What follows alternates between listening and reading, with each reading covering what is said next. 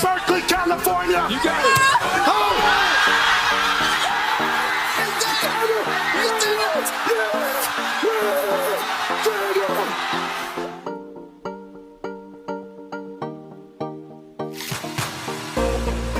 This one's for three.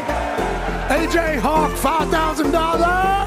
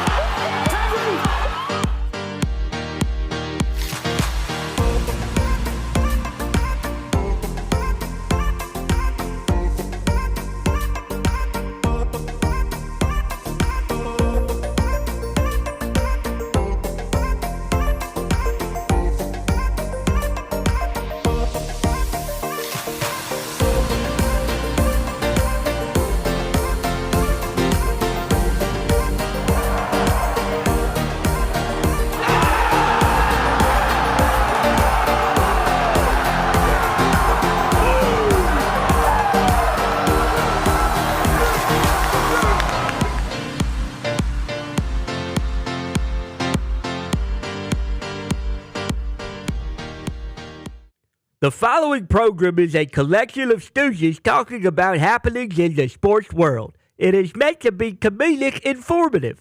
The opinions expressed on this show do not necessarily reflect the beliefs of their peers, their boss, or ESPN. There may be some cuss words because that's how humans in the real world talk. If you are young, please seek permission before watching any further. Hey. Why? Let's go. This show stinks, and the fact that you listen, we are very, very thankful for. McAfee on the line with a gorgeous assist. The all-time leading tackler for the Green Bay Packers. You pig! Stop! Damn it! Be a friend, tell a friend something nice could change their life.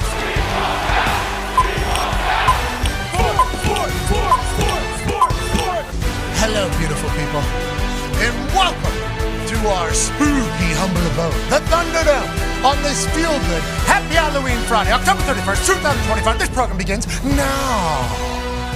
Football is magical, and obviously last night, week 9 of the NFL season, kicked off in a beautiful fashion with Lamar Jackson going absolutely apeshit in his return to football this season and also his return back home. He throws for 4 touchdowns. Now, my name is Peter Neverville, okay, and I've been covering sports longer than you, so I know sports longer than you. I am an old sports media man, and what I see from Lamar Jackson is holy shit good. This type of guy has the opportunity to not only be an incredible leader, he should get those ping pong tables and cornhole boards out of our locker room, but also he has the ability to spin that thing, and if you need him to run, obviously he's going to be faster than you. So whenever you think about Lamar Jackson, you're talking Mount Rushmore type guy, and if you disagree with me, you're wrong. I don't ever think I've ever heard an argument against mine that I've ever liked, and that's certainly going to be one that you can classify under I hate it if you say Lamar Jackson isn't a Mount Rushmore type player. Now, That was on display while the other side of the field was looking like ass cheeks, okay?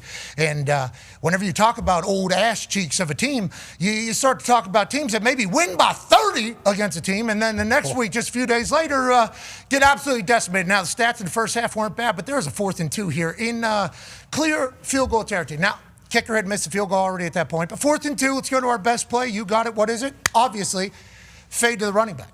Okay, so that is something that nobody really enjoyed. I think a lot of people potentially turned the game off at this point. Now, the Dolphins were moving down the field. They get to that position. They get no points. Is there going to be something that maybe happens with the Miami Dolphins? Yes. Chris Greer, general manager and I believe president of football operations down there. A lot of power at the Miami Dolphins. He's gone. He's been there since 2016, I do believe. So almost 10 years of service with the Miami Dolphins. And he has since been relieved of his duties after last evening. Now, I think he should have played a little better last night. Yep. Okay? I think he should have done a little bit better. And when you think about Chris Greer football, you don't necessarily say, like, hey, that team's going to be what we think. But this guy went all in with Tyreek Hill. Okay, this guy went all in with McDaniel. This guy went all in with Tua. This guy had a lot of things happen under his leadership, but there was a time where we all thought maybe they were going to be great. There was a time they scored 70 against the Denver Broncos defense. There was a time where McDaniel was super cool. Remember, those are good times. Oh, yeah. And now, last night, all we watched was Stephen Ross with binoculars, okay, looking down and going, what the hell's going on out here? We stink. And then he turned his binoculars right over to the suite next to him where that general manager was. Why is this happening? And then he goes back here, and then he goes over here. He goes, we need to get this guy the hell out of here. So, whenever you think about last night's game, it's a team that does not have a winning season in the Baltimore Ravens, potentially turning it around completely and looking like the team that we thought they could be. Defensively, getting some stops. Yeah. Defense making some plays, a couple turnovers. Okay, now we're having a good time. Congratulations to the Baltimore Ravens and to the sports books who predicted that Lamar Jackson and the Baltimore Ravens were going to return whenever he was healthy enough to play. Let's go to the talks table for their thoughts. We have Harry Potter and Heavenly Hulkster. Heavenly Hulkster, thank you so much for making an appearance. I hope you got a chance to experience all the love that was sent your way when you passed away, and I hope you got a chance to watch that game last night, Heavenly Hulkster. What were your thoughts from above? Well, dude, I'd just like to say great being back. Obviously, you said, I did feel a lot of love. There are also a lot of people out there who maybe, were pissing on the Hulkster when he passed away. But, will and behold, you see the Angels' wings. You see the halo. Turns out St. Peter is one of the biggest Hulkamaniacs of all time. I guess we should have kind of put two and two together once we saw the halo and everything. Congrats. I guess that's kind of the big question whenever you're on Earth. Yeah, exactly. I go up there and, I'm thinking, hey, am I going to be waiting around? What's the deal? Boom. St. Peter immediately. I see a real American. That really was. And he's just drilling me with questions about WrestleMania 3. How'd you body slam Andre, dude? How'd you do it, dude? We talked for about 50 minutes, and then he said, you know what, Hulkster? I got something for you. And boom, look at these beauties. You usually got to wait about 150 years living beyond the pearly gates to get a big pair of Angels' wings like these. St. Peter said, Those are a big pair, because you're obviously a huge guy. Those are a big pair of wings. Big dude, exactly. So, yeah, the Hulkster's doing pretty damn good being at the big Hogan hangout in the sky. And I would say, we got every single football game on the TV. My big takeaway from last night is, boy, the Dolphins fucking suck. Tua stinks. Are you allowed to say that in heaven? I didn't know. That's kind of the thing, dude. You can kind of do whatever you want up here. I'm certified platinum when I got these wings and this halo, brother. Usually, obviously there are situations where, as I was going to say, I better take it easy because the halo's starting to slip a little bit. Yeah, you say you dropped an F-bomb. Did I? Yes, you did. Well, I apologize, dude. I'm just in a great mood, Obviously, being, around Clearwater Beach, the Dolphins are my team, one of my teams, and it's time to just rebuild the whole thing. So, yeah, it was an okay game, but you know this, dude. When you're in Hogan's hangout, especially the one beyond the pearly gates, once this game got poopy, like you mentioned, See, I got Meatloaf coming in. I got Ozzy Osbourne coming in. You think I wouldn't rather listen to those guys Congrats to them. shred on some By the way, action? that's huge news. Sorry, I apologize. Some of this stuff may seem to be breaking news. Just another Monday night at Hogan's Hangout with Scott for me, dude. Great football game, though. It was a great football game for the Baltimore Ravens. Lamar Jackson is back. Harry Potter, your thoughts on the game last night and how it compares to, I guess, what's the sport? Quidditch. Quidditch. All I can really think is, wow, that Lamar Jackson would have been wonderful in a Quidditch broom. Truly, I'm a little emotional just being next to the Hulkster. I'm so happy to see him. Okay. I can't believe that he's in heaven and he got his wings already. Hey, Harry, remind me, because I'm a huge fan of what you do. The wizardry stuff you Thank do you. is so cool. Thank you. I mostly watch sports more than you, and I know more than you about it because of that. Yeah, So sure. I certainly have that particular angle about myself. But I for some of us that maybe haven't seen a lot of Harry Potter, what country does Harry Potter hail from? I'm a bit of a British bloke. I'm kind of trying to find the accent here. Going into Luke Littler a little bit. Trying to kind of think of the Scousers a little bit. Okay, Liverpool. But yes, an English lad, if you will. But I fancied the football last night. What is your move? You're a wizard? You're a wizard? Like what Lamar Jackson's able to do outside the block? Exactly. I'm just like Lamar. Little bit of one of one, if you will. It was a fantastic football game. I'm very happy for Gumps to have his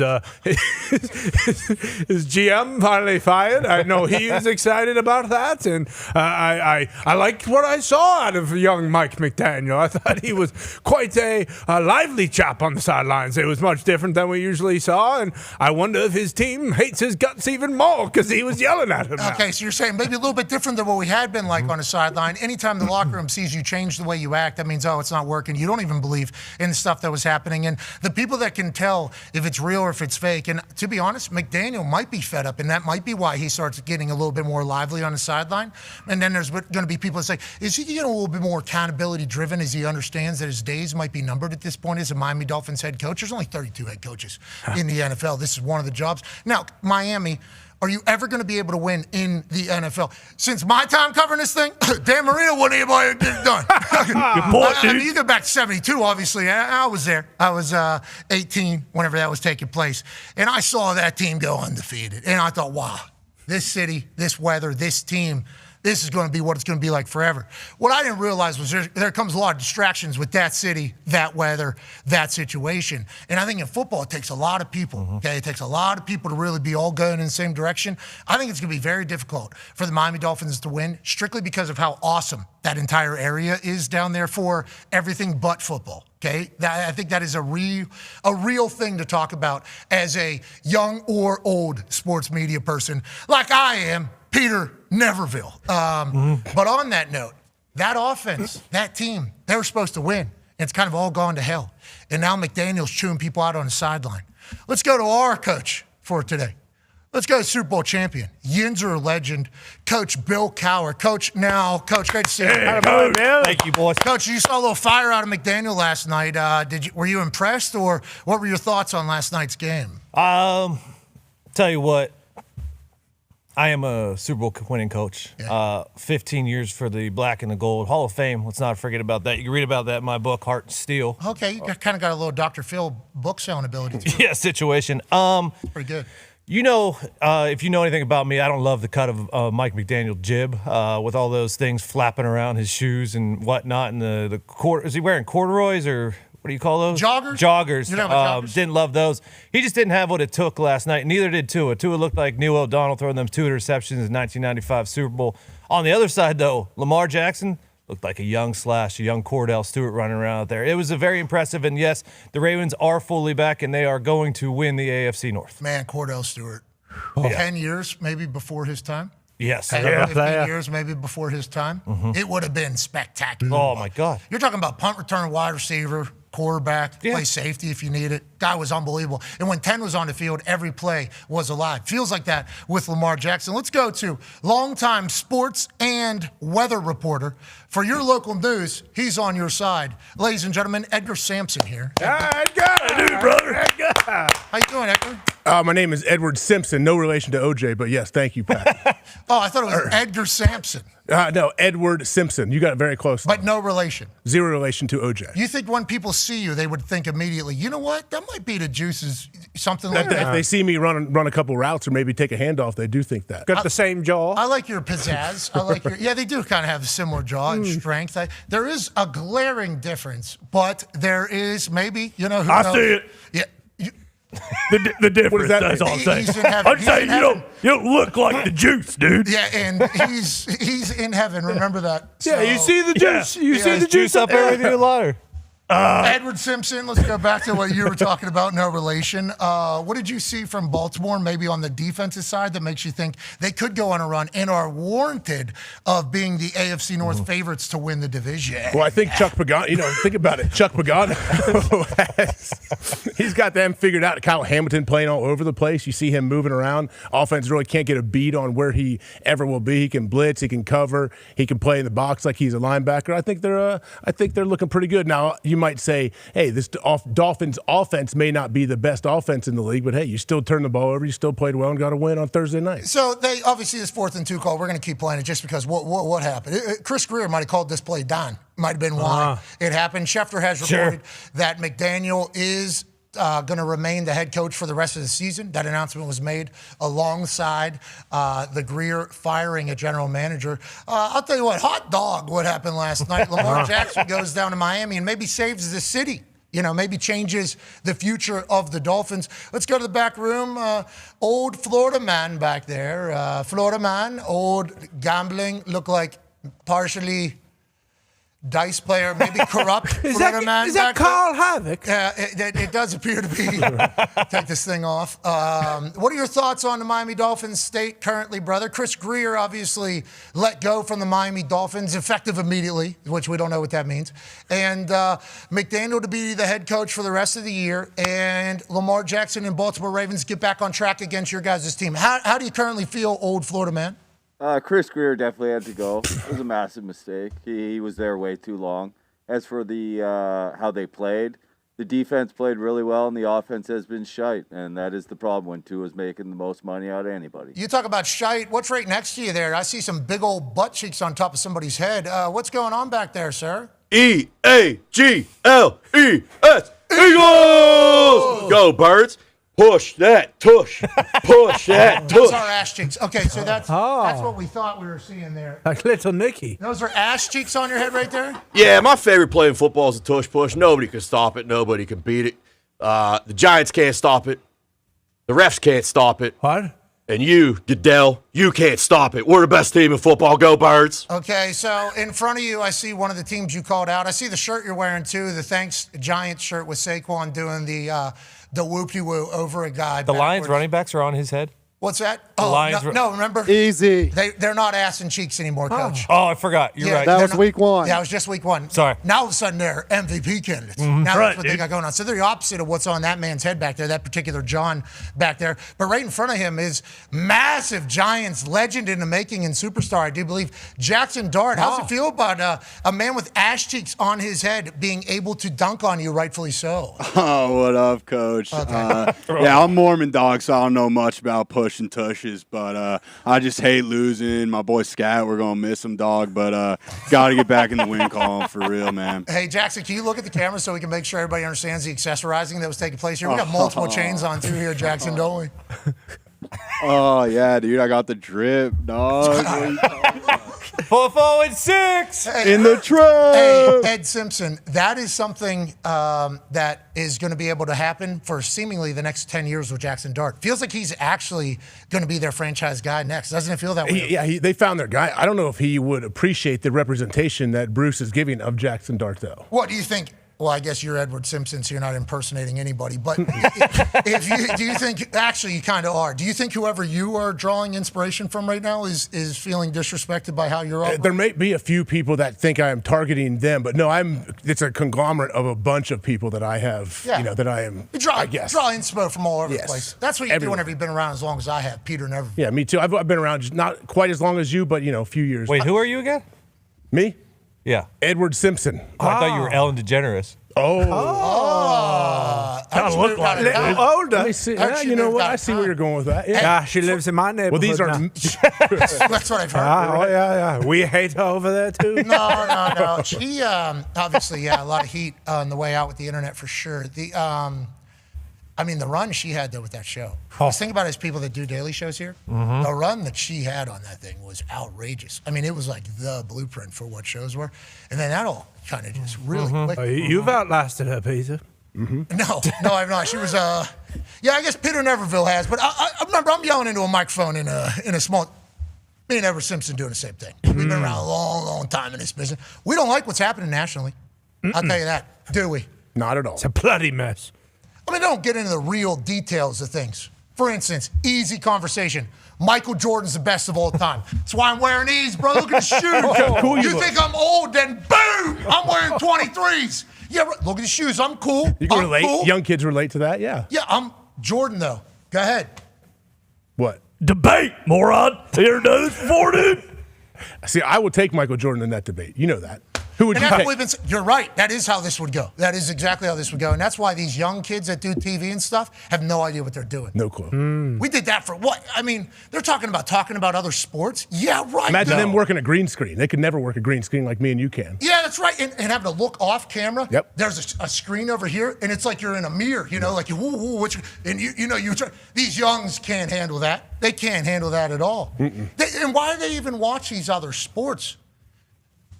Braun Jordan can carry the first hour Easily. of every show. What are we even talking about? And then guess what? What did Dallas Cowboys do? We'll tell you. Jerry Jones, went on the record and said, hey, listen, it's hard to really care right now about what's going on the gridiron. Okay, I love my Cowboys. Everybody knows I love my Cowboys. There's $100 billion present value with gas out there, okay? Little honey hole. Okay, we got something special. That's why I'm talking to you on the telephone rather than trying to fix our defense with the Dallas Cowboys. I actually invested $1 billion in a rig to be able to get 3 miles deep into what could potentially be a honeypot of natural gas. Now, you might not understand anything I'm saying right there, but when we're talking scratch-offs, especially in the oil game, if you do recall, I had one beautiful oil rig. As soon as she penetrated this lovely earth that we have, that thing went down there and started coughing like any mammal would. And then that thing started spewing oil, and all of a sudden, $100 million drill. And I said, Jerry, holy shit, you bought the Dallas Cowboys. That's all you need. You just need one of these things to really go ham. Well, Jerry Jones looking to do it again. Jerry Jones put $1 billion in one of these rigs. I need to get 3 miles down there. They're a little bit worried about how hot it's going to be, so I need to go ahead and invest in this piping, because all the older piping that's trying to get the natural gas, they can get the excerpts of this honey hole, but I can get right to the heart of it if I can get down there 3 miles. So right now we're talking about that because I'm trying to figure out how the hell to get to the ground. They say if you keep digging, you'll get to China. That's what I'm trying to do right now. But before China, $100 billion in natural gas. That's what he said in the Wall Street Journal. Now, in a nutshell, if we read the article right, Jackson Dart, is that not basically what was said in there in a nutshell? Exactly, Coach. Okay, thank you, Jackson. Thank you, Jackson. We have some gas, dealers and information in the building, but that is what Jerry was talking about. So in his world, if you look at how he started his money, just in general, it was literally a one rig, a drill that went down, got him $100 million. He's got the Cowboys. He was in debt big time. Jerry Jones has always been a roll-of-the-dice, scratch-off guy. And right now, in his head, there's $100 billion right beneath our feet here. So you're telling me there's $100 billion down there? Yeah. Why haven't we gone? It's too deep. For who? Says Jerry Jones. And that is what he is focused on at this exact moment. Because if not him, you don't think Elon's about to find a little shovel that can get down there and figure that whole thing out? That guy can go to Mars. He can sure as hell get down there if he has to, is what Jerry Jones thinks. I got to beat him there. If he's worth $100 billion, now you can spin it if you're Jerry Jones. And if I get $100 billion, the Dallas Cowboys are only going to get better. They're only going to get better and better. But what Dak Prescott had to say about it was this. Right, you read the comment, and being honest with you, I don't know the full context of it. I do know that a piece of it, and but being a fan and you just read that or hear that, yeah, of course. Especially right as many fans are and do, and thankful that they do live and breathe by this team, and they feel like their jobs are, putting all their effort into this. So yeah, that can definitely be frustrating.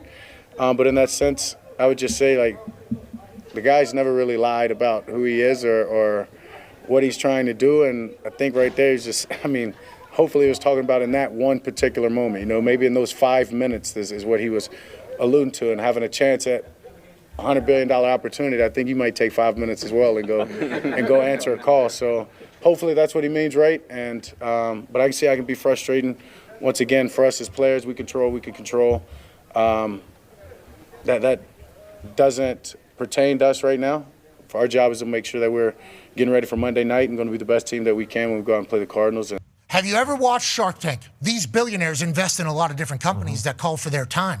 This is Jerry Jones. He's a billionaire. He's a businessman. He's going to have other obligations in moments, in fleeting times. But throughout his entire life, all he cares about is the star, is basically what Dak Prescott says there. I think that's an accurate descriptor of the situation. But Cowboys fans don't want to hear that right now whenever their team is potentially ass cheeks on the defensive side after a massive trade takes place of Micah Parsons going to Green Bay Packers and him living up to every expectation that everybody thought he was going to be this year. Ed? Well, the problem is, don't Cowboys fans usually argue that Jerry is too involved, that he's in there and he's always like hoarding? Yes. He has his own pressers, he does all this stuff. I don't want to get controversial here now, but what I'm saying, think about it. Jerry's around, he has his own press conferences. No other owners do that. I thought they'd be happy that Jerry's taking some time away from the facility. Hey, is that a dish rag in your pocket?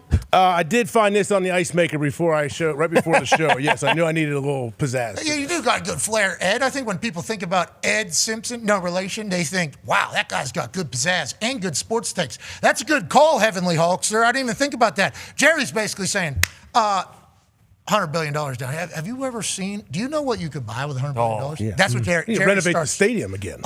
You know how many brand teams new stadium. I can own 5 of the teams here now. Exactly. All of a sudden, I own 5 NFL teams. That's where I'm at. I'm at elite status. Okay, I'm renting out Rome for my wedding.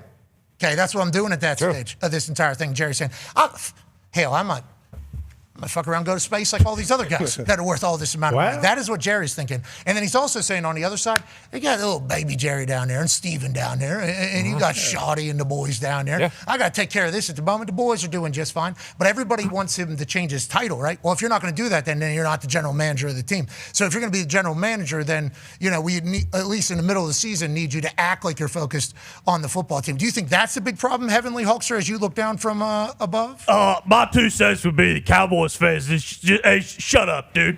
Okay, it's been the same thing for the last 20 years. Listen, Jerry's an oil man. Okay, you don't just wake up one morning and say, you know what? I don't want to do this anymore. Cowboys are worth $10 billion. He's potentially sitting on $100 billion. Yeah, okay. I think I know where he's going. It reminds me a lot of a story back when I was in WCW. You got the Hulkster, who's obviously the biggest earner there is on the planet. And you got Eric Bischoff and Ted Turner coming to me and say, Hulkster, we need you to take some of that money and maybe funnel it to guys like D. Malenko, maybe elevate the rest of the roster. 1,000 holds, dude. Exactly. Man, 1,000 holds. Everybody knows him. Everybody loves him. Hulkster wasn't going to do that. Okay? What? You don't know that that's true, do you? Oh, I guess you do. Believe me, brother, I do know that's true. And the reason is because Hulkster puts butts in seats, okay? So the point being, all these people can say all this mumbo-jumbo, dude. They can say whatever they want, dude. You tell me AT&T Stadium isn't going to be packed full on Sunday to watch their beloved Dallas Cowboys? It will be. So you can bitch and moan all you want. Jerry ain't changing a damn thing, brother. Well, and Harry, that's a good point, actually. I saw Jerry acting this offseason. Why wasn't he studying tape when he did that? True. Why wasn't Good he, point. Coach Cowher, you know what I mean? Why wasn't he doing that?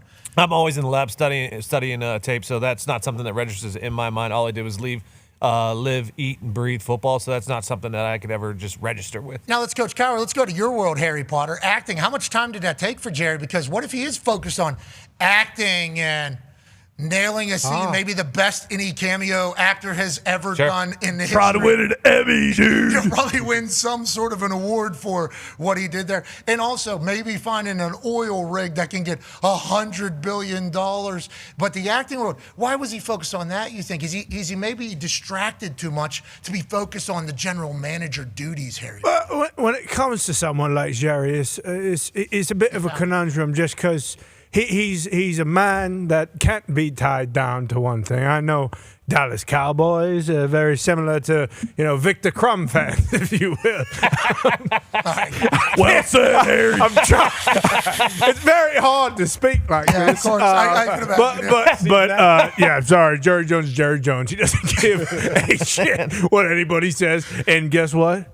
He's gonna find that 100. Excuse me. There we go. He's gonna find his 100 million in it. 100 billion in it. It's a little different. If it was 100 million, I don't think people would care. 100 billion is like one of those hilarious fairy tale things that's out there. You're telling me 3 miles down, there's $100 billion? He probably started kicking it. Can I? Where's my shovel? Why haven't we started? What are you talking about? Can't get there. Also, closer you get to the center, allegedly the harder it gets. Hot magma. Those volcanoes that we see go off, that's where they're coming from. They're coming from down there. So how you going to be able to get to the natural gas whenever you got all that heat down there from the volcano? And Jerry's like, I just want $1 billion. What I can get these pops to be able to handle it. Yeah, they'll be Cowboys pops. They'll be able to handle it. Star on every. Could have paid Michael. Micah is his name. You heard Jerry talk about him, I believe, is what you're directly referring to. But it's all in the title, I think, Ed. Honestly, I believe it's all in the title that Jerry Jones has, in which he is, the general manager, acting, and president. And that first 27 minutes of this show was brought to you by DoorDash. Hell yeah. Now, this DoorDash is certainly something, is it not, Ed? It's the best. Why do you think this little guy, Smurf, has the piece of pizza in his hand? Well, that's right, Ed. And I don't think it's a Smurf. I think it could potentially be, and I don't know if they paid for the rights for the duck, but it appears as if that is potentially a duck hand, if I had to guess, holding a slice of pizza in a very interesting way. This particular mascot's animal doesn't know properly how to hold a piece of pizza, I think, so just kind of went with whatever they could because they knew, wow, I can't believe this pizza just got delivered to my house as easily and as efficiently as it did. And they just grabbed that thing out of the box and said, give me that thing. And Hulkster, you understand whenever a slice looks that nice, you just kind of grab however you can. Yeah, without a doubt. You got to remember, dude. If you're getting this from DoorDash, it's coming from the place, and there's a good chance there's piping hot grease on the undercarriage of that slice of pizza. You burn your hand, do that, brother. Ask Harry right now. Harry kind of looks like he's got a good handle on that thing right now. Oh, wow. His pizza is massive. Yeah, it is. You kind of look like you got little baby hands with how big that pizza is. But you can get pizza, and listen to this, anything else. What? You kidding me, dude? You need deodorant? Sure. Yeah. Oh. You need something to shave your face? You need clothes because you look like an asshole? Yeah. Not that would ever happen to any of us. No. Nope. Never. DoorDash got your back. I was in a place, I forget where it was, opened DoorDash, there was like 3 options. I was like, wow, we're really fucking out here. You don't even have to do like the Google Maps thing. You know your way out there. Anything that is in 40 minutes of you, 30 minutes of you, available on DoorDash. Basically at this stage of DoorDash.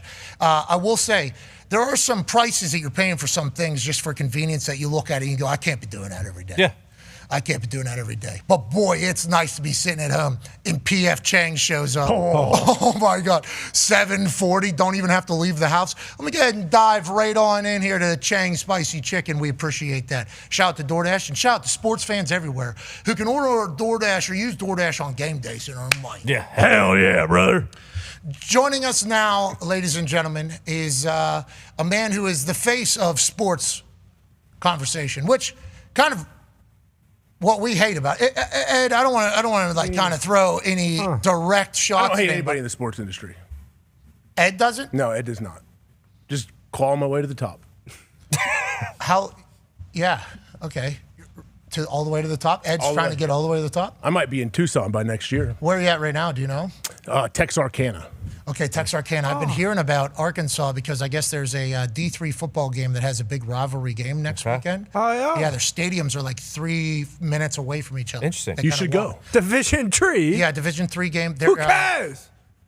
Division 3? Harry! It's a good point, Harry. There's a lot of good games next week. We don't need to be burning up a bunch of jet fuel going to Arkansas for some D3 game, brother. What? Have you heard? You know nothing about this, obviously. Goddamn right.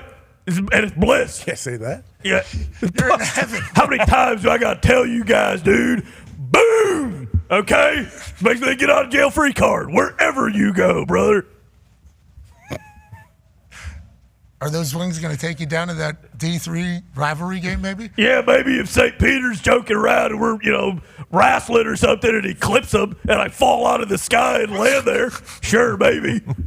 Outside of that, come on, dude. Only place I'm going to be is a beach in Clearwater, right in front of Hogan's Hangout. Clearwater Beach, Oh, dude. yeah, of course, dude. You could do one of your clouds like you did a few months back. What's the gibberish this little guy's saying? I can't understand a damn thing that's coming out of his mouth, brother. Joining us now, that's Harry Potter, Heavenly Officer. I saw him, heard that. Remember? I told him, his buddy Albus Dumbledore, he's a sweet dude. I asked him if he wanted to come train with the Hulkster. He didn't like it when the Hulkster started smacking him around a bit, give him a couple atomic leg drops. Apparently those British folks don't love that. You slapped Albus. Real hard, dude. Couple chops. And then hit it with the I'm a real American. Joining us now, ladies and gentlemen, the face of modern sports media, Emmy Award-winning Dan Orlovsky. Hey, Dan. Whoa! Bart, man.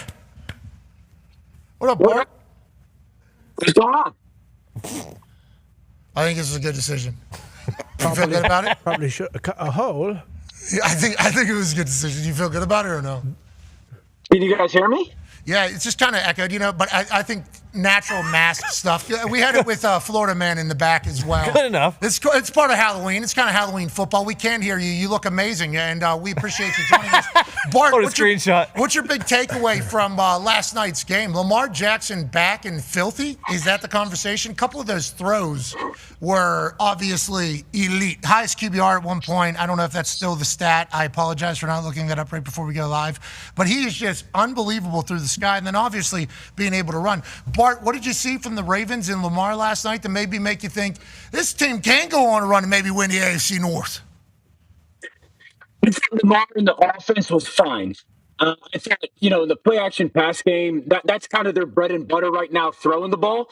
That was really good. That's kind of who they are at their best when it comes to the pass game. Certainly the run game got going a little bit in the fourth quarter. I don't think that they dominated at the line of scrimmage running the football, but Lamar looked relatively sharp when it comes to not having played for a month. So, offensively, I thought they were fine. Wrinkles kind of smooth throughout the course of the game, and they did some good stuff. He made some really nice throws versus man coverage. Bart, that's pretty good breakdown, bro. Bart, that's pretty good breakdown. Yeah, thank you. My big takeaway is how good the defense looked. The defense in the last 3 games has given up 13 a game. Bringing Cowher down to the football. McAfee starts playing the nickel. Much better against the run. We took the ball away. Gilman's been an outstanding addition. Just because Gilman allows Cowher to go closer to the football, Cowher's big enough to handle the run. He's athletic enough to play against any type of pass. McAfee Starks, I thought, had a fantastic game. Just when it comes to running to the football, playing with discipline, and then I think their defensive line, for the most part, played a way more consistent game run defense-wise. So, the offense for Lamar playing for the first time in about a month was good. The big takeaway is how impressive the defense has been in the last 3 or 4 games. That's kind of what gives me the biggest encouragement. This defense continues to play this way. This offense was historically great last year. They'll be fine. Okay, Bart knows ball. Yeah, he does. I think that's part of it. 13 a game the last 3 games for that defense. That was ass and cheeks, like the tush push, just a few weeks back, which we were all very worried about with, the Baltimore Ravens. Everybody, sportsbooks had them as the favorite to win the AFC North, even when they didn't look good. And when Lamar was hurt, and obviously their record at this exact moment is 3-5. I just want to make sure I had that right. And they're still the favorite to win the AFC North. It's like everybody believes that this Ravens team can be great just because we all know who's on that team. We just hadn't seen it for a while. And now all of a sudden, it's like, let's get the Miami Dolphins in prime time. Lamar's return. He's going to go absolutely insane. And on the other side, they're going to fire the general manager. Your thoughts, Bart, on Chris Grier since 2016, kind of his era ending in this entire thing? Yeah, this was the move that felt most likely for Miami. One, the roster's not good enough. If you look at his drafts, Chris Grier, but I think since 2021, I think there's 5 starters or 6 starters that have come from their first 3-round picks. So you're talking 15, 20 picks that are made right around there. There are only 6 guys that become starters. it just hasn't panned out health-wise or development-wise. I never thought that Mike McDaniel, at least right now, was that kind of on the hot seat. I knew results matter, yes. But 2 years ago, just about this time, this was the number 1 seed in football. They were playing at home versus the Titans on Monday night to kind of lock up the AFC East and almost the number 1 seed. They lose that game and that ridiculous comeback in the fourth quarter. And it's kind of gone downhill since then. That's kind of like, I don't think Mike McDaniel forgot how to coach. I don't believe that Tua, who was at that point an MVP candidate, forgot how to play. So this, for Miami, the biggest kind of issue is that the talent isn't really equal to the echelon AFC teams. I think the next step, Jalen Waddle, I would entertain trading him if I could get good value. Jalen Phillips and Bradley Chubb. I would very much so entertain trading both of those guys if I get fair value. Just as we're talking about it here, they trade Jalen Ramsey and they trade Jonnu Smith to the Pittsburgh Steelers this offseason, preseason. What were the expectations for this Dolphins team? And now we're talking about them trading away all their other best players. I'm very fascinated on what was supposed to happen this year. And let's go to one half of the hammer. Dahn, Cowboys, old Florida man. Florida man, what were the expectations, and was this inevitable? This wasn't inevitable. We were quietly optimistic. I mean, Jalen Waddle's not getting traded. I could see trading Chubb and Phillips, Judon maybe, but Ramsey wanted to go. Not paying Jonnu Smith was diabolical. Our only Pro Bowler wanted to be there. He had to stay. You lose him, and it's been a disaster ever since. Smart to start speaking with your hands. I don't think anybody really knew which person back there was speaking. So thank you. Thank you for doing that, just strictly because you have such a stone face. You too, Bart. You should be pretty animated when you're talking because, it's just a still shot. Yeah, there you go. That's what we're talking about.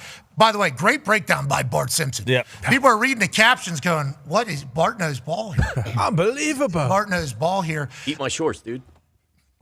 That's Tush Push, #1 fan, back in the back. He's Philly John, obviously. And Foxy, hot dog, dude. You look good. Yeah, I'm a hot dog. I just like to point out that this hot dog has no mustard, ketchup only. I actually ordered it with mustard. I had to paint over this because everyone's out there. But yeah, let's go ketchup on your hot dog.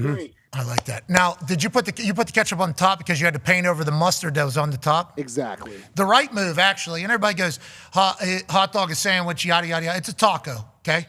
And just like any taco, anything that's like movable, you put in the bottom, then you put stuff on top, you can do that.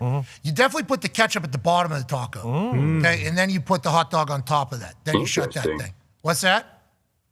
Interesting. Ketchup on the bottom and then the dog? Yeah, you put it at the bottom. Now, granted, if you have buns that are kind of ash cheek and they are separated, don't do that. That is the worst case scenario. The only reason why I don't like going on top is because when you bite in, it gets all your face. But if you put it on the bottom, that thing's part of the bite. You know what I'm talking about? You know what I'm saying, Bart? I'm into that now. I actually like taking American cheese, a square of it, slicing it or cutting it in half and putting half on each side of the hot dog as well. Yeah, not a bad play. That's a good play. Did not expect that. I thought you were going to say you eat the cheese slices from the inside out like it's a pizza whenever you rip them in half because of some of your other takes, like Reese's Cups. Like Reese's Cups. What do you do to the Reese's Cups again? If it's just like a Reese's Cup, the traditional one, I take the kind of the perforated shell. I bite it off because it's too much chocolate. There's not a good ratio. And I don't like milk chocolate, so I just bite it off and kind of eat the internal part. Yeah, and you put a video of yourself doing that or somebody else put a video of you doing that because that is serial killer behavior, I think. And when people watch you do that, they thought to themselves, we should check this guy. And then I think I said to you immediately afterwards, like, hey, you could just kind of split that in half and then eat that thing like a pizza from the middle, right? You did tell me this. You did tell me this. I haven't done it yet, but now you've reminded me, so I'm going to do that. Yeah, do that this week. You look like Ace Ventura whenever he sits down and you need an ashtray whenever he's doing sunflower seeds with this entire thing. Yeah, eating the birds. How old are you, Bart? I think it was 13. I'm 42. You're how? 42? Boss grew up. 42. I just turned 42 this summer. Happy birthday, dude. Happy birthday, brother. Hey, you've been eating Reese's like this for probably, 32 years? and you never thought once to go from the middle inside out. See, that's what we're talking about with serial kill behavior. And Ryan Clark saw that, him doing that. And we're like, other people need to see this. Yeah. Other people need to see this. It's a big time problem. Speaking of needing to see this, we need to see a good game. Okay, NFL? I'm tired of it. 55 years ago, 1970, okay? This league came together to do something special. I was there when they signed the shit, okay? First time, 55 years. Last weekend, there was only one game that was decided by single digits, okay? Only one game. First, who are you? I'm just an old sports media person. Peter. You see, and I go through waves of who I am. Am I a conversational, respect the young generation guy, or am I know more than you because I've been around this place longer than you have? I forgot more about sports than you've ever learned. Yeah, but we're in a very new stage of life. Don't care. I know every life, kid. Your life, this big. My life, this big. Shut the fuck up. It's hard not to be that guy every time, but I don't want to do that. Okay, especially because we got Heavenly Hulkster here. Yeah. Thank you, dude. Although I do like kind of the best of both worlds there, brother. Well, that's what I'm trying to do, yeah. I'm kind of in the middle of it because he brought up Jalen Waddle. Let's trade him out of there. And you heard Dolphins fan, Florida man in the back go, oh, okay. Our only cool thing, really. But, like, him doing this is, like, so cool. Like, it is so cool. I'm sure there'd be a lot of teams that would love him. Tuesday, 4 p.m. Eastern time, trade deadline for the NFL. This weekend's matchups are going to have a lot of say in what takes place. But on that note of one good game last week and then Thursday becomes another double-digit win for a team, there's a game this weekend that's a guaranteed lock. Eddie Simpson, no relation to OJ, has a question. Yeah, no relation to Bart either. Bart, 4:25 on Sunday, I believe. Chiefs playing the Buffalo Bills. What do you expect from this game? Who do you think is going to win? And are the Chiefs full with the Chiefs again? Are they back and going to make a run for the Super Bowl? Yeah, I mean, the Chiefs are as hot as anybody in football, hottest team going. I think they're the second best team in the NFL right now behind Detroit. So offense is clicking. When they put Rasheed and Travis next to each other, it's just a problem. Right now, Patrick throwing the ball to either of those guys, Rasheed Rice or Travis.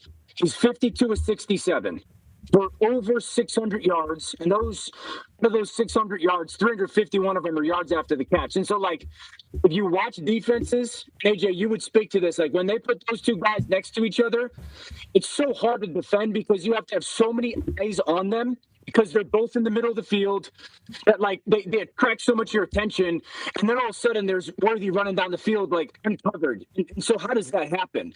And then the reality is you want to have people near them to trust those people in space. You know, with a player like Kelsey, and you give him space, do you trust the person that's going to be quote unquote near them, zone or man? Do you trust them in space? I think this game comes down to both defensive lines. Neither defensive line has been very good this year. The Bills, let's just have some moments. Wait is there after some time away. That's just had some moments. Some moments. We haven't been getting it. You can get 15 on this comes down to the first quarter. You gotta get this dude on the ground because I don't think you're starting to sound like Charlie Brown's parents, dude. Yeah, it's starting to drift out a little bit. I think there's maybe I don't know if it's when you hit something or make another noise, it drowns out yours in the back because these phones are so smart. The phones are so smart. So the phone is trying to listen for voice or sound right now. So whenever you hit your hand, I think it picks up that as opposed to the bland yellow image that's right behind that is speaking. So I think you can't be too animated. So we said earlier, Bart, need you to be animated. Let's not be too. Let's make sure we're animated in silence. I think that's where we got to be. You do that. I'll get back to the defensive lines. I think defensive line. Both of these have been underperforming. That's got to find ways to get Patrick on the ground, but then also like Kansas City. Like Chris Jones has not played to the level of Chris Jones. Orlovsky has been down, but he hasn't been dominant. Josh, this was a game for me that if I'm Josh Allen, it's like I'm holding on to the football one time. I'm going to see if this defensive line is trying to contain me. We gotta call you back, brother. Yeah. Hey, Dan, Bart, we gotta call you back. We can't hear what you're saying. You're giving good takes, though, and you look amazing, Bart. We can't hear what you're saying. No, don't do that. Don't do that. Cahowl, you fool. All right, we'll call you back. We'll call you back, Dan. We'll call you back. Bart, sorry, Bardo, we'll call you back. I think he comes back with a different. What was he saying? He was saying defensive lines need to be. Both defensive lines have played poor this year. And so the defensive line, oh my God, he's sweating his ass off. Dano, yeah, I think that's what I look like right now as well. Oh, you have the AirPods in. That was definitely what it was. Yeah. Dahn. You fool. Now you're muted. Now you're muted, I think. Did you mute it? Did we mute you? We muted you. I can't hear Pat. There we go. Can you hear me now? Can you hear me now? Donald. I'm not Pat. Please, Peter Neverville. Thank you. Have a little respect. I hear him now. Dan. There we go. It wasn't Bart, guys. It was just a mask. Oh. Just a mask. Oh, man. Kind of pet. I got another costume. All right. Here we go. Cool. Yes. Taylor the One a little bit. Sorry for infringement. Is that Matt Hasselbeck? Well, don't give away the gimmick, brother. I can't wait. Happy Halloween to everybody. Yeah, it's like a slutty nurse costume Dan puts on. Sick. Collar red, yeah. dude. Wow. That's so cool, dude. I'm your father, right? What is that? No. Han Solo. Yeah, technically that's not the same, but same franchise, so yeah. Oh, it's grandfather, I guess. Father's father. I am your father's father. Is what it actually is. There we go. That looks great. That looks. And let's do a testy. Father's father. Does this sound better? Yep. Oh, you sound amazing. Hell yeah. Thank you for joining us, Mr. Collar red. Okay, Hulkster, going to need to be a little bit clear. Mr. Wren. Mr. Wren on that. I appreciate the hell out of you. Hulkster, I didn't know you were such a big fan of the Star Wars franchise. Oh, yeah, dude. You kidding me? I mean, Harrison Ford's always one of my favorites. He's a big-time Hulkamaniac. And then Adam Driver, the guy who played Kylo Ren, is actually a former Marine, I believe. Hoorah. Hoorah, indeed. Princess Leia up there with you? Yeah, she's a sweet gal. That's nice of you, Hulkster. Thanks for all this breaking news. Feels like you're really breaking a lot of news. Do what I can, dude. Heavenly Hulkster doing his thing. Okay, so Mr. Wren, whenever you think about this Chiefs-Bills game, if you're going to go back to say everything you were just said that we couldn't really hear, but in a much shorter, condensed version, what would that exactly be, Mr. Wren? Yeah, I think this game comes down to what defensive line plays better than they have this year. Neither defensive line has been great. Buffalo's playing without Ed Oliver. Bosa's brought in. Bosa, you're brought in for a game like this. Vanessa's been okay. Rousseau's been fine. So, they're going to have to, at some point in the fourth quarter, Kansas City's going to have that third down, that fourth down. They got to get to Patrick. They got to make sure that Patrick's legs aren't used. And then vice versa, Kansas City's defensive line. Chris Jones has not been what Chris Jones has been. Karlaftis has been up and down. If I'm Josh Allen, this game, I got to score 30 to win. I'm going to hold the football. I'm going to make this defensive line chase me down. I'm going to try to create big plays because they can't necessarily in the rhythm of their pass game. Whoever defensive line plays better, I think, wins the game. I love that. I can't wait to see who does. What did Bengals just do? They got a bunch of people asking for a trade. Mm-hmm. Okay, they've had 4 people request a trade in the last, let's say, 4 months, Mm-hmm. if you include Trey Hendrickson. Most recently, literally, I think yesterday or something like that. So Trey Hendrickson, Logan Wilson, we heard about that last week. McKinley Jackson, and then Mike Pennell. He was released, and he's back with the Chiefs now. Chris Jones is very pumped about that. There's a lot of people trying to get the hell out of Cincinnati. Mm-hmm. Now, the narrative is this: a couple of them came shortly after that players-only defensive meeting. Now, obviously, if you recall, Lou Anarumo, longtime defensive coordinator for the Bengals, is now defensive coordinator for the Indianapolis Colts. This is all on the defensive side of the ball, kind of this entire thing. Was Lou holding the entire place together? Like, what is your kind of takeaway on what's going on in Cincinnati? And on that note, we would like to say to the Cincinnati Bengals fans, we're sorry this is all happening to you guys, but this is a wild scene that this is taking place in an AFC North team that has just spent hundreds and hundreds of millions of dollars on building their roster, trying to be in a Super Bowl window. That's the only reason why you pay everybody is because you're trying to win a Super Bowl. Now, that's how they feel. Is that a reality going into the season? I don't know. But guys coming out openly in 2025 saying we want to be traded in the middle of the season is pretty crazy, abnormal, Mr. Wren, I'd say. Yeah. Yeah, I agree. I think, obviously, this was a team that was all in when it came to how they went through their offseason. They thought that Al Golden, the new defensive coordinator, would get this defense to play better, and some of their young pieces would step up. I think a player like DJ Turner has at the corner position, but the defense still is a very bad unit. Logan Wilson's Trey was the obvious one. Once they started to struggle and Joe went down, he's not signing back there. They don't appreciate him enough. I don't think Logan Wilson's been paid recently. I thought there was some noise about Logan last year wanting a new contract. I don't know if he got it or not. Logan Wilson's a really good linebacker. I would fully expect if they can get good value to move on from him. If I was a team like the Dallas Cowboys, I would be calling about Logan Wilson. It's crazy that within the last year, it's gone from, oh my gosh, this is a historical offense. Joe Burrow's unbelievable. If they could just get better, they'll get back in the Super Bowl race. And now it's like very dire future, it looks like, as of right now in Cincinnati. Yeah, obviously not great whenever people are trying to get their ass out of there and willing to take a public hit. You know, because anytime a player comes out and says, I would like to be traded, he is also admitting that it's not working, right? So there's two people that are part of a relationship. So anytime anybody comes out negatively about each other, it's like, hey, we're both admitting fault here. At least I am. This is not working. I would like something new. Let's go to Cincinnati Bengal alumni, maybe ruler of the jungle someday, and a man who grew up as a Cincinnati Bengal fan, Edward Simpson. Your thought on the amount of players wanting out of Cincinnati, and what does that say to you, brother? Well, I mean, I think when Logan Wilson, he was, they had some young kids step up and started playing well, so he was getting much a reduced role, I guess. The other guys, Mike Piniella, you saw how happy they were to get him back in Kansas City. I played with Mike in Green Bay, actually, or I should say the person the guy AJ who used to be me. I don't even know. I'm kind of like Inception. But Your dude played a dude disguised as another dude. Edward Simpson did not. Hey, Edward Simpson can fly. Edward Simpson played. Edward Simpson played in 1948. That was a long time ago, I think. But you were right after you. No, yeah. You had my shoulder. We were wearing those leather. I wore your shoulder pads. You wore my leather helmet. Yes. It was like springy inside.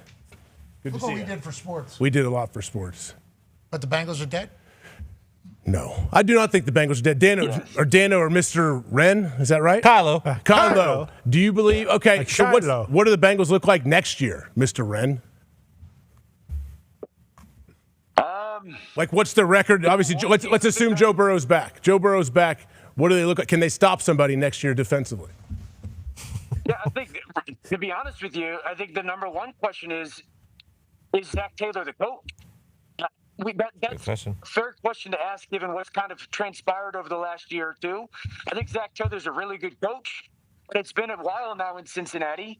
Joe hasn't been able to stay healthy, so I think it's fair to say the scheme that is deployed, while it's allowed for a ton of success, has it also been a part of, Joe being a little bit more exposed to some hits. They're going to have to get a significantly better performing offensive line. The defense still can't tackle. So the defense has got to get much better at some of the basic fundamental stuff. So how does that happen? So who is Cincinnati next year? I think that it starts with what's the plan at coach? And then with Zach Taylor, they're going to have to, I think, philosophically change at least the way they approach football and how they want to play it. They can still be ridiculous offensively. They got to protect him much better, and they got to play significantly improved football on the back end of their in totality on defense. Okay, it sounds like you're trying to go back to an older version of you there, didn't it? Now I know, last year you became a good guy and said, I won't be nice, but you used to be an absolute killer out there, absolute killer. Right, and now you're saying, what's Zach Taylor looking like next year? That's a good question. Jeez, Kylo. Jeez, they got a lot of season left now. Obviously, Joe Burrow seemingly gets hurt because of what you're talking about with the offensive line. Did they try to address that? Yes. Have they really figured it out? No. And then when they spend money everywhere they spend money, everybody that knows football was like, is that a way? Is that a way to win Super Bowl? We shall see with the Bengals. People asking to be out of there. Now, let's talk about a team that did have Super Bowl aspirations this offseason as they were doing a bunch of stuff that nobody had really ever seen before. Coach Cowher has a question for you. Yeah, we'll start with that. And Kylo, when you see Dan, just apologize on all of Pittsburgh. He was right. We were wrong. They stink, okay? They should be 0-6. The record is a fraud. Anyways, Colts are visiting them this weekend. Is there any chance the Colts don't score 50 points against Pittsburgh Steelers this weekend? I'm going to be there for the celebration of the 20th anniversary of the 2005 Super Bowl team, an incredible team, a team that played defense. What do you think? How many of the Colts score this weekend? Legends. Yeah, I would be surprised if the Colts don't put up at least 35. I think the Colts have one of the most difficult offenses to match up with in the NFL. Here's where I am with Pittsburgh, Coach. Like, number one, defensively, if you just watch this team play against the run, they're too straight up. And JJ could talk to this better than I can. But, like, from an offensive perspective, if I want to run the ball against Pittsburgh, I don't think that they play with the proper pad level on a consistent basis to stop the run. They just don't. A little bit is their scheme. I've talked to Marcus about this because they're trying to two-gap, meaning they hold on to an offensive lineman. They're trying to peek which ways to run, but they're standing up. Yeah, I know what a two-gap so, is. Run game, Go that's Cowher. why they're struggling to stop the run in totality. And then the backers, Don't throw a post. the backers see that, and they're trying to get into a gap, and they'll sometimes get into the wrong gap. The thing that struggles with, or I see what they struggle with coverage-wise is this. For a couple of years there, it was like they were so simple on defense coverage-wise. They didn't do anything other than, like, cover 3, okay? This year, it looks like they've tried to change things, and they're trying to, like, confuse the quarterback in disguise. Here's the thing, though. When they do that, they're consistently out of position. They're trying to get so creative and so unique with some of their coverages that they're out of position, or this guy's late, or they're not getting to the right kind of zone area. They're not Troy Polamalu. Dude, when you do that from a Manti Te'o defensive is. spot, AJ knows this. Like, He was unbelievable. Connected on a string almost. And they're not. So good. That's why Real they get talent. voids in their defense. All right. There's a lot of stats going on about the defense. What you're saying, probably very valid. All the Yinzers know is they spent a lot of money back there. And for them to be the problem, can't happen. Wouldn't happen in 2005 when Bill Cowher was chewing people out and spitting on faces if it wasn't going the right way. No, I would have got on the boys. Peasy would have got on the boys. James Fair, 5'1", MVP would have gone on them. This would have had big Hamps in the middle. Come on. They can still turn around. A lot of football left. And for you, Kylo, we appreciate you joining us. Also, Bart. And Dan, it appears. Wow, Dan Orlovsky. Oh, shit. Dude. Oh, and Bart. He's a three-headed man. Oh, three-headed monster. Oh. This guy's a three-headed monster. We appreciate you, Dano. All right, we'll be back on the other side. I don't know where people are watching us at today, but we thank you for doing it. Today's one of those days really tough to watch, and if you're a fan of the show, you have to explain to other people why. I want to let you know we enjoy the hell out of it. See you on the other side. Goodbye. Speaking of kicking footballs, especially here at Vandy, we have a living legend here, Sarah Fuller, who's a three-time SEC champion soccer player for Vandy, and also came in to kick for Vandy whenever they needed an absolute badass. We appreciate you stopping by, Sarah. Welcome back to campus. Great to have you here. And Kirk, we have a man named Tyler Huang. Is that accurate?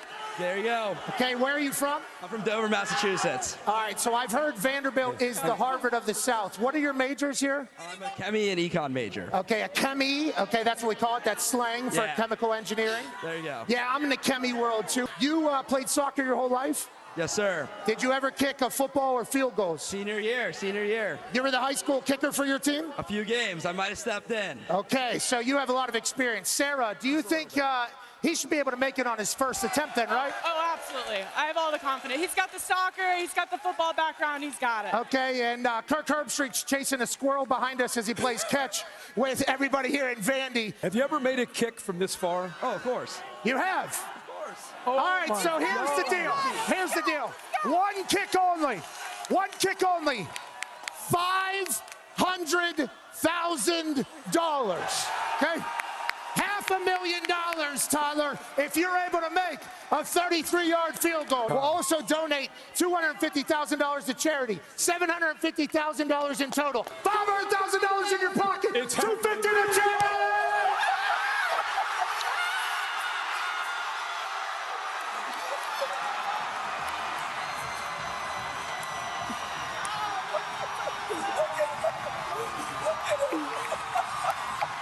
Take the lap, kid.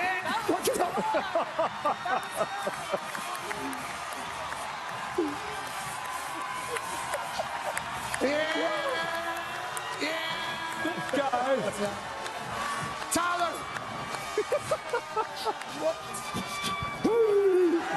Come on, bro. Congratulations.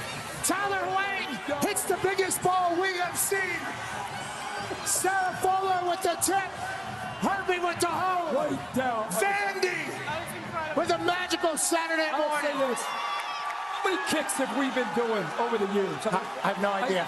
That was the best kick we've ever had, bro. Ever. Kick we've ever had. You said it's been 2 years. I think maybe you should start trying to send some tape out to colleges around the country. You murdered that, brother. What is the first dollar going to be spent on? Those degrees you're getting right now? Yeah, probably helping my parents help me out with that.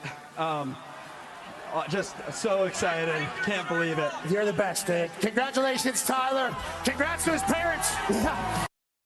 The following program is a collection of stooges talking about happenings in the sports world. It is meant to be comedic informative. The opinions expressed on this show do not necessarily reflect the beliefs of their peers, their boss, or ESPN. There may be some cuss words because that's how humans in the real world talk. If you are young, please seek permission before watching any further. Hey. Why? Let's go. This show stinks, and the fact that you listen, we are very, very thankful for it. McAfee on the line with a gorgeous assist. The all-time leading tackler for the Green Bay Packers, you pig! Damn it! Your friend tell a friend something nice could change their life.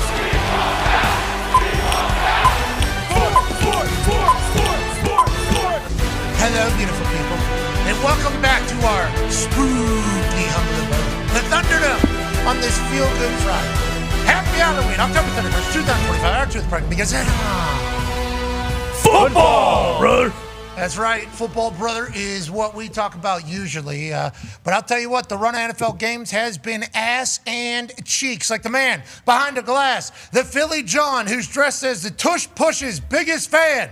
That is what football has been, what's sitting on top of that man's head in the back corner. There's an old Florida man right next to him. They got Jackson Dart sitting in the front row. Hot dog with ketchup on top, as opposed to mustard, is a man who loves the Detroit Lions and loves having a good time. Hot dog's synonymous with good times, Evan Fox. Yeah, amen. Everyone likes a hot dog. Anytime you eat a hot dog, you're usually at a ball game. You're usually at a get-together, a family event, you name it. You can't go wrong with a nice wiener. Yeah, that's right. Why'd you slap? Easy, dude. I guess you can guzzle those glizzy wieners down and have the time of your life out there, hot dog. And a man next to you seems to be no stranger if I had to just read the vibes. Jackson Dart, you a hot dog guy? Feels like you're probably a pretty big hot dog guy. Love a glizzy, coach. Give me like 4 or 5, maybe even 6, 7. Okay, yeah, got it. It's very cool you're number 6, too. I'm sure you haven't, really utilized that, as you should, by the way, Jackson. And I want to let you know, Jackson, I think most of the time somebody like you becomes public, people automatically don't want to like them.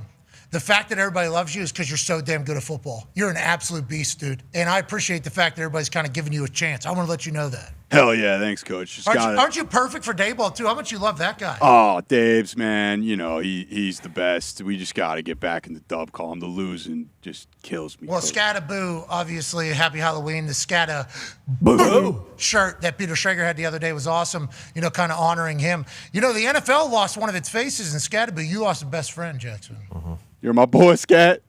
He's going to be back better than ever, though, coach. Don't worry about it. So does Jackson call everybody coach? Is that how that goes? Just you, coach. There is a coach on set. He's one half of the Hammer. Dahn.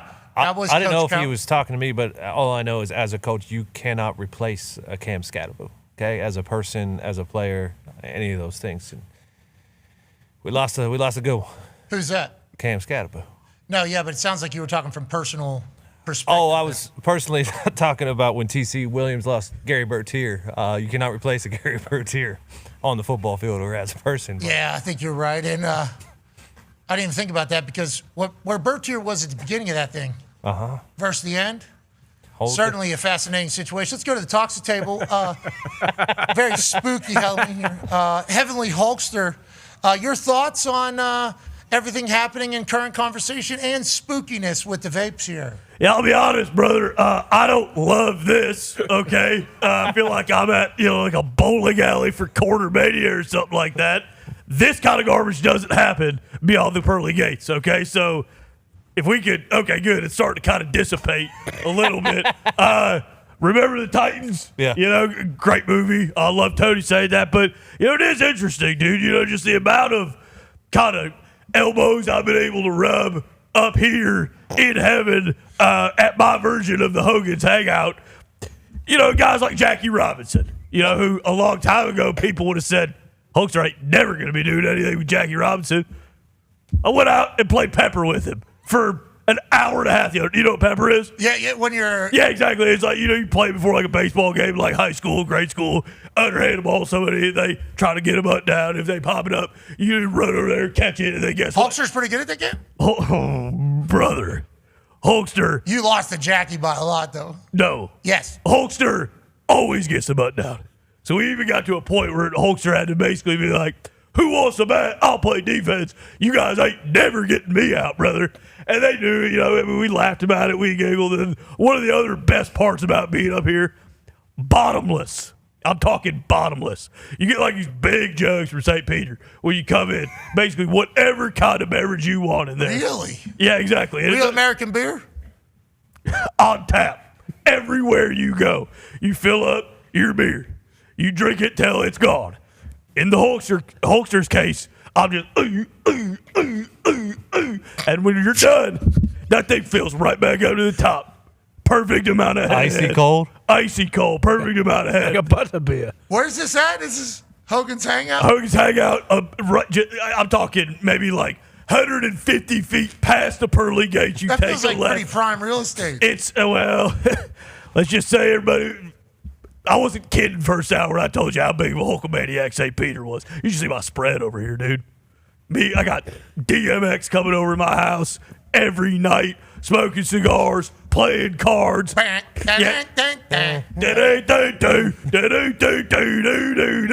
is one thing. Me and X, I call him Earl, but me and X, we took a couple four-wheelers. Terry or no? He does call me Terry. He's one of the few guys up here who I allow to call me Terry, brother. He's become a dear friend. We were basically recreating the Rough Riders Anthem video. Yeah, exactly. Getting them puppies up on two and just, kind of raising little HE double hockey sticks. We don't like saying that up here. And even at that point, Jesus and St. Peter had to come up and be like, Earl, Terry, you got to scare everybody, man. You got to still, obey the traffic laws up here. So we don't do that as much. But, yeah, let's just say the Hulkster's really, really enjoying his time up here so far, brother. Well, happy Halloween. And it's not even WrestleMania season yet, dude. It's coming. It's right around the corner. I know. They're going to Vegas. I don't know if you... I heard. I love it. Are you getting booked? Never say never. Harry Potter, obviously sitting next to Heavenly Hulkster has been quite a day. There's a time now in sports where we have the World Series tonight. Hey, we got the World Series on a Friday night. And there's a chance this could be over. Could be over tonight. I hope so. Why? They basically say baseball in London is kind of like a big pile of shite, if you will. What? No, nobody likes the baseball. We see it as kind of a poor man's sport. No, it's a great sport. That's what they say, but I didn't hear Heavenly. I didn't hear Heavenly Hulkster mention too much baseball aside from Pepper with Jackie Robinson. Not a full baseball game. He was watching obviously Lamar Jackson last night, return to Miami. We appreciate that. How could you not? But I have found myself, ladies and gentlemen, local sports and weather reporter Edward Simpson, no relation to OJ or Bart, Homer, Lisa, Maggie, and Ilk. Sure. Baseball has actually been very watchable. Very watchable. And I don't know, we've covered the entirety of baseball trying to evolve into the modern era. Obviously, we've covered sports longer than literally anybody. We know more than everybody about it because we've seen it, we've lived it, we've done it. We know. Yeah. Brother. Sure, brother. But baseball's tried to make more rules. Okay, they've tried to make more rules to make the game more watchable. We'll say pitch clock, obviously getting things down quicker. Feels like there's a little bit more of an explosion. we've heard that umps will potentially give a little bit of a bigger strike zone to people, so that entices hitters to swing. Like, hey, we need you to swing a little bit. We need to go ahead and get this game going, which we respect immensely. And then superstars that are global sensations who are talked about as being great in the biggest moments have shown up. Okay, all year. Aaron Judge, all rise. This guy's 6'7", captain of the Yankees, handsome, incredibly cool. Everything about him oozes superstar, megastar in New York City as well. New Jersey, New York City area. You get it in that entire thing. And he showed up and delivered. MVP-like year. Cal Raleigh, storyline out of nowhere. This catcher who hits from both sides of the plate. Huge ass. Huge ass. I mean, this guy's got a big dumper. Okay, that's what this guy has. He hits dong shots out there, do something that, really hasn't happened in forever. And then this character right here, Shohei Ohtani, is unbelievable. Pitcher, hitter, highest paid guy. He's getting paid like $700 million or something deferred over the next 25 years, has everybody pissed off about everything, and has the entire country of Japan staying up crazy hours to watch what's happening in MLB because this guy is so damn special. And then you look on the other side with Toronto, this team, they got a 5'8" guy. Okay, playing catcher. Kirk is his last name. And he looks like he should be hanging out with us up on this stage right now. He looks like he should be hanging out in the think tank with us. And this guy's hitting bombs, big old ding-dongs in the World Series. And then Vladdy Daddy, Yankees lose. Okay, this guy, huge moments, has shown up and delivered. So whenever baseball's on right now, and let alone the 18-inning game, let alone everything else that's taken place, baseball has delivered, I think, Edward Simpson. Do you not agree in that notion? I agree completely. I mean, it's like the high-paid Dodgers squad with all the superstars. Those guys are playing well, but Toronto, are they the little engine that could? Is that how people look at them? Like, Number hey, we play small ball. Payroll. No, see, that's what I'm saying. They actually pay guys, but I guess we, as Americans, don't know as much. I wonder, Heavenly Hulk, who's going to win tonight? I would assume the Dodgers, they got to get a win tonight. Do we know who's pitching? Yeah, so it's going to be Yoshinobu Yamamoto, one of my favorite dudes. He can just absolutely hurl that thing. You have a lot of history in Japan. Yeah, obviously, Ichiban Hulk. I can't confirm this, but I'm under the impression, or people have said, that both Shohei Ohtani and Yoshinobu Yamamoto both had Ichiban Hulkster posters in their room growing up. Wouldn't doubt it. So it's going to be Yamamoto against Kevin Gausman, who is kind of the ace for the Blue Jays. As of right now, Yamamoto, he has just sliced through this Blue Jays lineup. Yeah, but Heavenly Hulkster, someone sitting in a similar chair the other night after the 18-inning game said, do Toronto Blue Jays have any chance at winning this thing? They have. They certainly have. This Toronto Blue Jays team's for real, aren't they, Heavenly Hulkster? And they can put it away tonight in Toronto? Yeah, they can win a World Series in Toronto tonight. Their first one since 1993. This Blue Jays team's just relentless, brother. It doesn't matter how many chips you stack against them. Everybody's thinking after that 18-inning game, you lose in horrific fashion. And then, Shohei's on the bump the next night. What do? We don't give a shit. We don't care. Okay, Shohei, we're going to bomb his ass, and we're also going to strike him out 3 times. And that's exactly what they did. They won a big game, and then what do? They steal another one in L.A. The big bad man, the big bad acquisition, Blake Snell, who actually post-game, after getting kind of rocked, said, they didn't really get to me. Sometimes luck plays into it. Well, Blake, when you throw 2 fastballs right down the fucking middle, 2 out of the first 3 pitches of the game, these guys get paid too. Vladimir Guerrero just signed like a $450 million contract before the year. Those kind of guys, guess what they can do? They can hit fastballs down the middle. They can ambush you. They can jump you, which is what Yoshinobu Yamamoto is going to have to remember tonight. MLB's about to take their pennant, their championship to Canada? I thought this was America's pastime. Yeah, that's one thing that the Hulkster's still having a real tough time getting over. Yeah, I'll be honest with you. I'm having a tough time. So what did I do? I said, you know what? I got to go into the 26-man roster. I got to look at every single one of these guys and figure out where they're from. Well and behold, not a whole lot of Canadians out there. A lot of guys from the U.S., a lot of guys from the Dominican Republic. We mentioned, Alejandro Kirk. He's obviously from Mexico. But yeah, you got to give the slight edge to the Dodgers tonight because Yamamoto's been unbelievable. But I tell you what.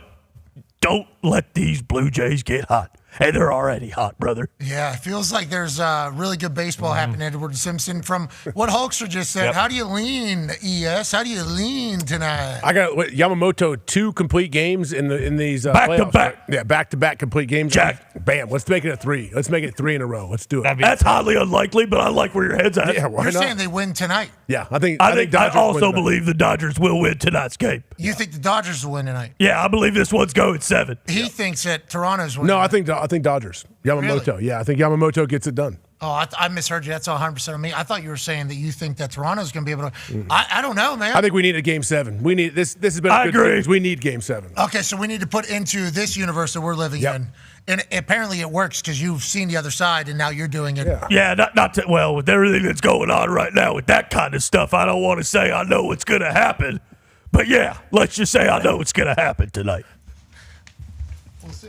If you maybe want to bet, I don't know, Dodgers catcher Will Smith to hit a homer, I don't know. Maybe you do that. How about this? Universe ball? Well, heavenly ball. Okay, sure. Oh, I couldn't get over there quick enough. I was going to guide it in. Damn near made it. Are we on this one? I'll try. Oh, man, Hulkster doesn't got the same moves he used to. See? No, this is the one you got to get to. Okay. This one's the one. No, this is all you. Why didn't you help me, Hulkster? Well, I thought you were going to make it, dude. What do you mean?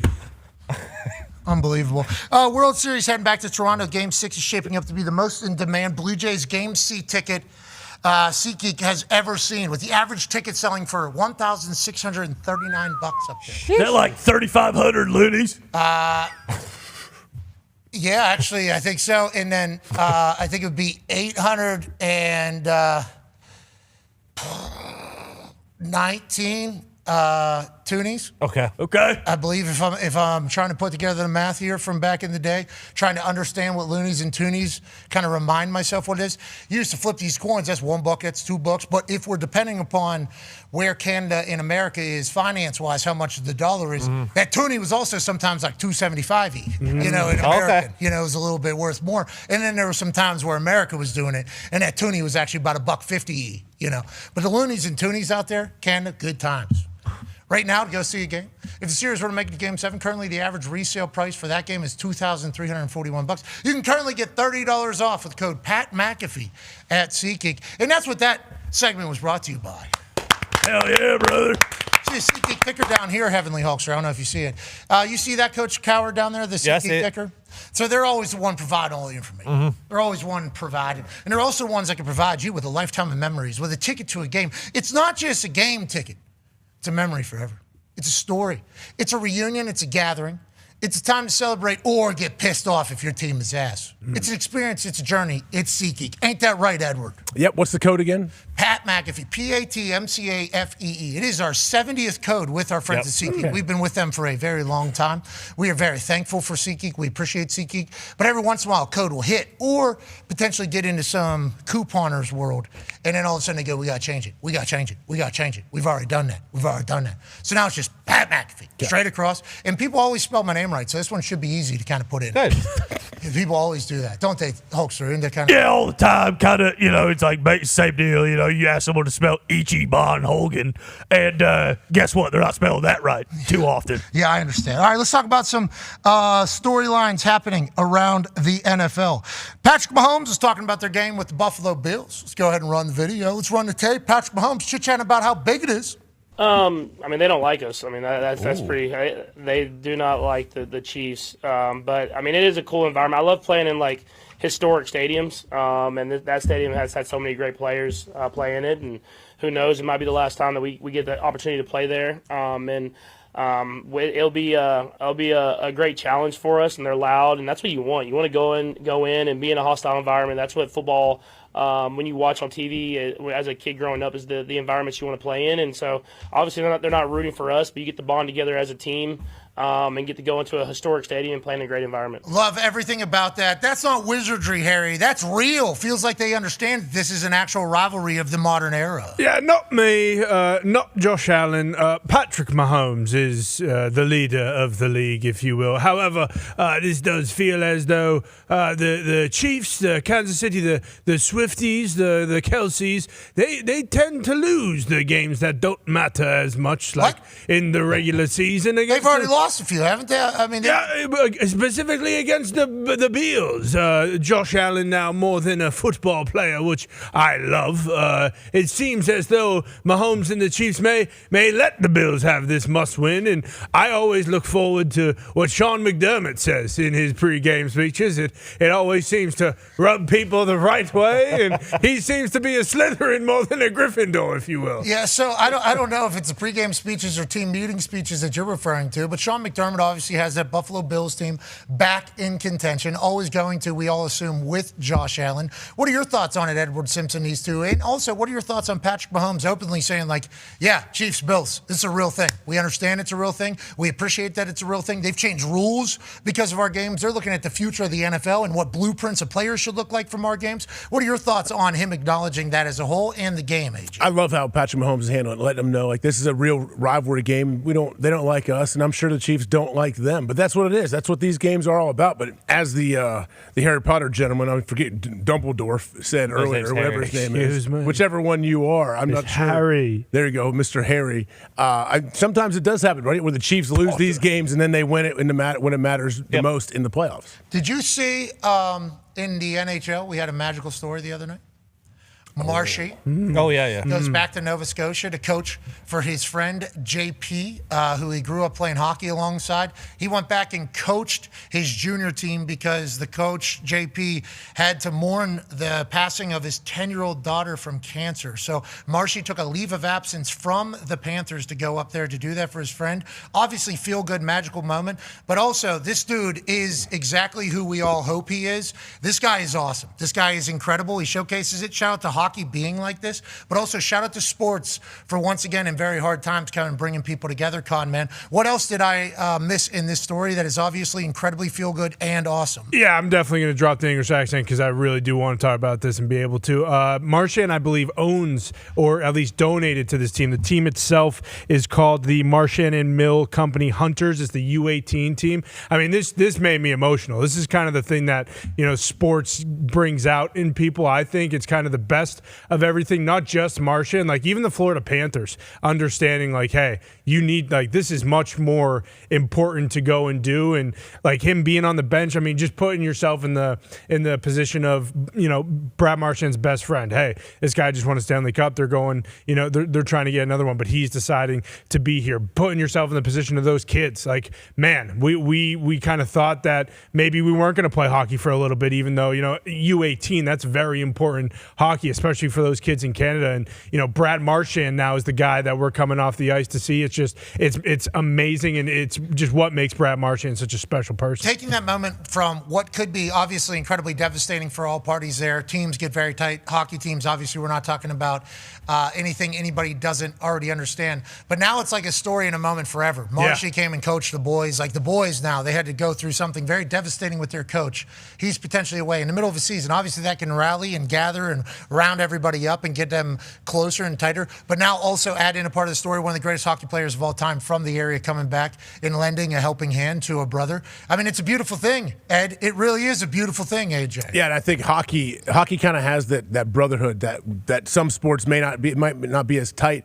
And think about it, as professional sports, professional athletes, game week, they're in season. Yeah. To leave in season, that people don't realize how big of a deal that truly is. So, yeah, Bill Zito and the boys over there understanding, and for Marchand to do this, yeah, I think it's something those kids will remember forever, and as well as his best friend will remember till he dies. It's also a good act for people to see, like, hey, this is how friends Hey, Mhm. And there's things that are more important in sports too at times for some people. Yeah, like even just thinking about the guys on the Panthers, I'm sure there's younger guys who are just thinking, just as far as perspective goes, like they're probably just trying to earn their way through the NHL, and then having a guy like Brad Marchand, who's a leader of your team you just mentioned with the Panthers, kind of show you like, yes, of course this stuff is important, this is our profession, but like there are things that are much bigger, and like being able to go and do something like that, like shout out Bill Zito and all, like Paul Maurice, their coach, like everyone just telling Brad basically, yeah, get out of here. Sports are the greatest. The greatest. Sports are the greatest.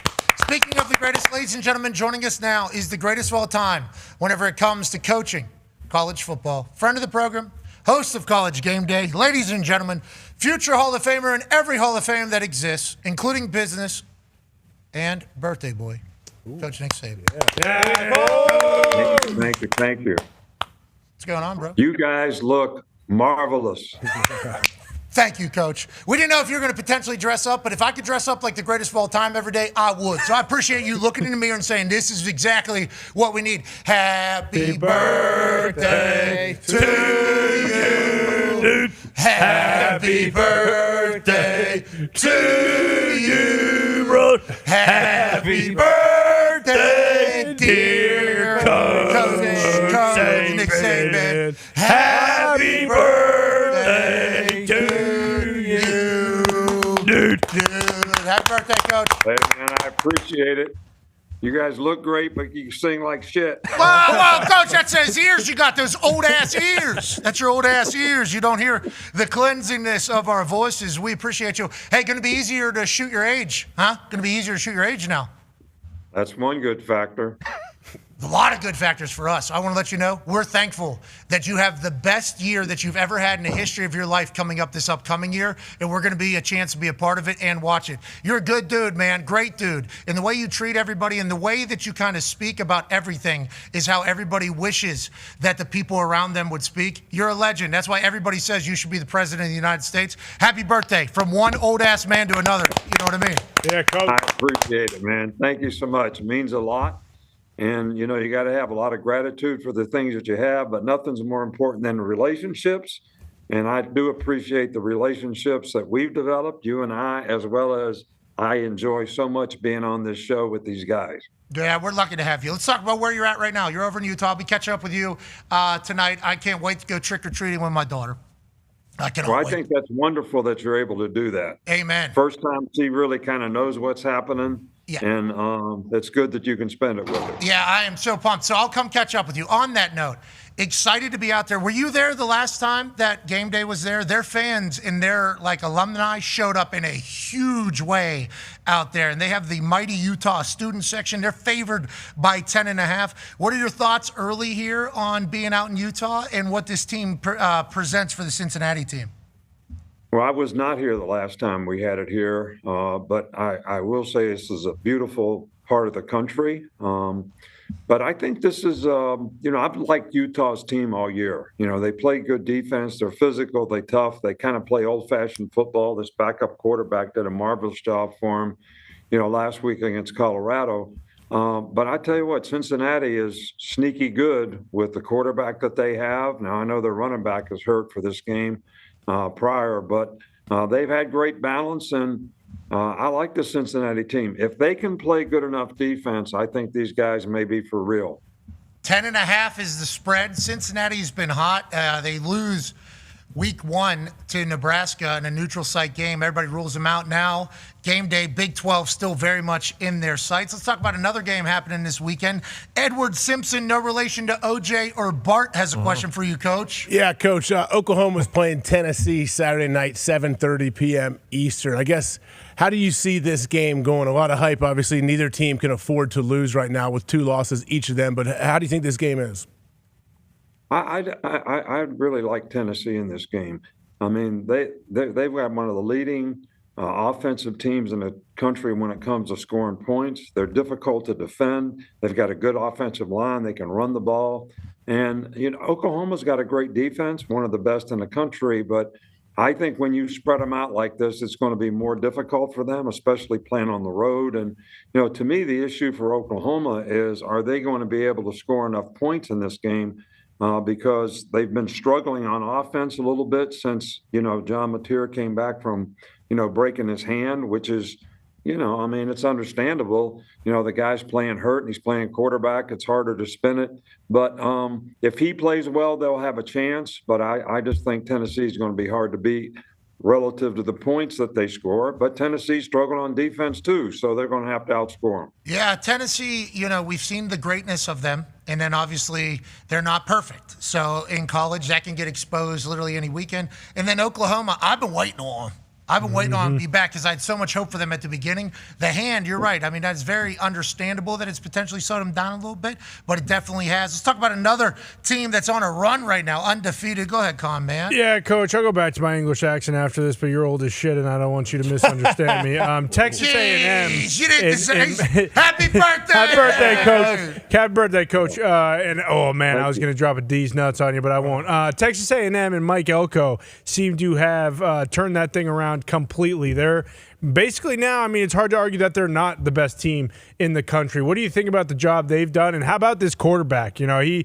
really wasn't up there for Heisman odds, and now it feels like he damn near might run away with it. Well, he's playing great. And I would say the two teams at this point in the season that's kind of separated themselves from the pack, to me, is Ohio State and Texas A&M. And, Marcel Reed has been a big part of that. But, I think this guy has got special talents, man. He's improved as a passer. He's got better receivers. He's got better skill guys to play with them outside. They can run the ball a little bit. And this guy can beat you with his feet. So this guy is unbelievable talented athlete. When you talk about this guy playing basketball and what a good basketball player he was, and they've got the skill guys now. There you go. Punt return for a touchdown against LSU. So I think this is a really, really good team. Can you tell me, did you recruit Marcel? Did you know, is that why did you see him play basketball, or did you just, you've heard through the coaching ladder about the incredibly athletic Marcel Reed, who now has seemingly figured it out in all facets? Yeah, well, I did not see him play basketball in high school. I saw some clips on him playing basketball, and I'm saying, wow, this guy's a player. But this guy reminds me of somebody that plays for the Baltimore Ravens that has, turned the National Football League upside down for, several years now. And I think this guy's got the same kind of qualities. Yeah, you saw the stop right before the touchdown. Literally takes us back to Lamar from high school. That exact play. Now, granted, his was on the sideline. His was in the middle of the field. Marcel's special. Heisman conversation is very real. You talked about Texas A&M and Ohio State separating themselves. I think everybody in Indiana would say, well, hey, Hoosiers! Hoosiers! That's what everybody in Indiana would say. I should have known better. Obviously, could bring a little bit of heat. You talked about Marcel Reed and that Texas A&M team. They get a huge win over LSU. So big, actually, it draws some change. Governor Jeff Landry is even talking about it now. At this point, it's become national talking point about what's going on down there at LSU. Go ahead, Coach Cowher. Yeah, Coach, from one coach to another. Everything that's going on down at LSU, they do not have an AD right now. They do not have a president right now. And Governor Jeff Landry's talking about the coach is going to have a prove-it contract. Is LSU doing themselves any favor in this coaching carousel, or are they scaring coaches away potentially? Well, I think, one of the things that is really important now in college football, and let me make a comparison for you. In the NFL, everything's vertically integrated in one building. In other words, the rules are clearly defined by the league as to what you can and can't do, whether it's salary cap, contracts, whatever it is. And you either succeed or fail based on what happens in the building, from the owner to the GM to the coaches to the personnel folks to the players. College is just kind of the opposite. Everything's happening externally, not internally like it is in the NFL. So you got all these external factors that are constantly changing, whether it's transfer portal, how much you can pay guys, revenue sharing, what kind of collective do you have? So traditionally, how have you been able to adapt to that? And my point about tradition is some of the traditional jobs like LSU that people always looked at as one of the best jobs, have they adapted to all these things like they need to be able to continue to be one of the best jobs in the country? And I think that's why you see Vandy, Indiana, places who have not historically been traditionally great jobs, actually having a lot of success now because they have managed the external factors very well to bring it in-house so that they can function effectively. So what's to say LSU, Florida, they're traditionally the best jobs, but are they the best jobs now, relatively speaking, based on how they've adapted to the external circumstances that really affect your ability to be successful in college football? Okay, so on that note, people quote you whenever they say why LSU is such a good job. They say, I believe the greatest college football coach of all time is quoted on the record as saying, 5 stars fall out of trees in Louisiana. Like, that is literally what happens down there. So if you're able to just recruit the state, you'll be able to win. What you're saying is recruiting any state right now requires some things that a lot of other schools potentially have more of. Is that kind of what you are referring to right now? Yeah, I think, I can't give you any statistical facts on this, but is regional recruiting as effective as it once was? I've also made the statement that kids in Louisiana grew up wanting to go to LSU. Kids in Alabama grew up wanting to go to Alabama. Well, some of those kids are going to Ohio State because they're getting paid more. And it becomes a little bit more about money than it does about regional alliance. In terms, and you can't blame the kids for it. Don't want you to think that. No. But so at the same time, I'm saying if you don't have those resources, it used to be about program facilities. How can you develop players? How can you create value for their future? Well, how can you create value for them right now is what's changed in college football, and how have you adapted to that? Yeah, and if you don't do it every day, we got options. Lane Kiffin came on and chit-chatted about pre-portaling, basically, where you have one good game. There's like 3 schools that are calling at night. Somebody obviously not directly associated, but hey, if you were maybe getting a portal, we got about 120,000 M&Ms in there. If you need that, and that's happening at all times. So it feels like the business aspect of decision-making is starting much earlier as opposed to the regional, territorial, I would like to be in this area conversation. I don't know how you're going to stat that. I assume there'll be a good stat at some point that kind of depicts that. I mean, I go back to Quinn Ewers even. That was at the beginning of this NIL era. Yep. He's like Texas Longhorn through and through. Texas kid, wanted to be Texas. I think he was committed to Texas but couldn't get paid. So he went to Ohio State to get paid. Went to Ohio State because he could get paid there. Then he came back to Texas even though he wanted to be a Texas Longhorn all along. Had to go somewhere else to kind of get the money. I do wonder what that means for LSU because they're ranking the job like LSU is. But to your point, I think that's a great strategy. If you're in a place that historically has a lot of good players coming out of high school, if that guy went to another school, I would track that guy's career like from day one because eventually get him back, bring him back. If you lose him the first time, get him the second time. And you might be better off because he might have developed a little better and he might be more ready to play, more mature. So I would definitely do that, and I think that's definitely something LSU should be doing, just like Texas has done. Boy, I haven't even thought about can't be burning bridges during this recruiting process because guess who's going to be available maybe in 2 weeks? Who's that? That guy. That player might not be happy where he's at. Is it sustainable? That's kind of the question. Is it all sustainable? We shall see. There's a video of Kalen DeBoer after the game where one of their players, I think he was number 12, I forget if it was offense or defense, but a South Carolina coach went up to him and was kind of talking to him, and Kalen DeBoer kind of yanked him away like, hey, come on. We just won the game. Let's get out of here. Interesting time in college football. AJ, also known as Edward Simpson, has a question for you, Coach. Yeah, Coach, I don't know if you got the chance to see the game last night. Ravens played the Dolphins. We got to see your old QB, Tua. Obviously, the Dolphins are battling. They're trying to figure things out. I guess when you look at them, what can they do? What can you do at this point in the season? You're in the NFL and you're struggling. You have 2 wins right now. How do you handle that day in and day out? Fired GM this morning. Yeah, and they fired the GM. What do you do if you're the head coach when you walk into that team meeting every day? It's hard. I went through that in Cleveland. In '93 we were 5-2. We cut some players at the bye week after being 5-2, and we went 2-7 the rest of the way. And it was a little bit of a mutiny in the building. But the one thing that pro players can do and can think of to keep things going is they need to play well to extend their career and to see how much money they can make. So winning and losing doesn't necessarily determine that. So if they keep performing well, they're still creating value for themselves. And I think that's important for pro players to take advantage of, even if you're not on a winning team. But I think the Dolphins, I have a house in Florida, so a lot of people ask me what's wrong with the Dolphins, and I can't really answer that question completely.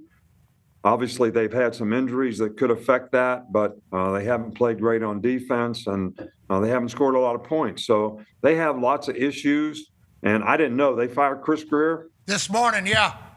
Well, he's one of my favorites. You know, he was a scout there when I was the head coach many, many years ago, and I think Chris Greer does a really, really good job. But I guess, when you look at the product on the field, personnel has to do something about it. And be responsible for it to some degree. And the coaches have to be responsible for how do they develop it. So, and everybody's got to make those decisions internally, I guess. Gumpy just heard what you said, and in the moment, pretty emotional, threw up. He was happy to move along just because Dolphins fans feel like they've been in purgatory throughout this entirety. But it wasn't that long ago that this roster, this money, was like the hottest thing in the NFL. And now, it's a complete opposite of that. And Lamar Jackson comes back to town and does his thing against them. Interesting situation, because you talk about having good tape. Hey, put good tape out there. It doesn't matter if we're going to the playoffs. Like some teams have a 2% chance to make the playoffs. They kind of understand what the situation is.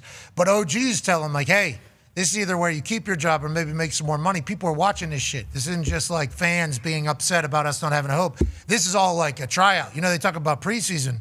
This is real shit here. So if you can do good tape, that's why whenever they say people are tanking for somebody, it's like players aren't. Players aren't putting shitty tape out there. Like that ain't players. And now, are there schemes being called?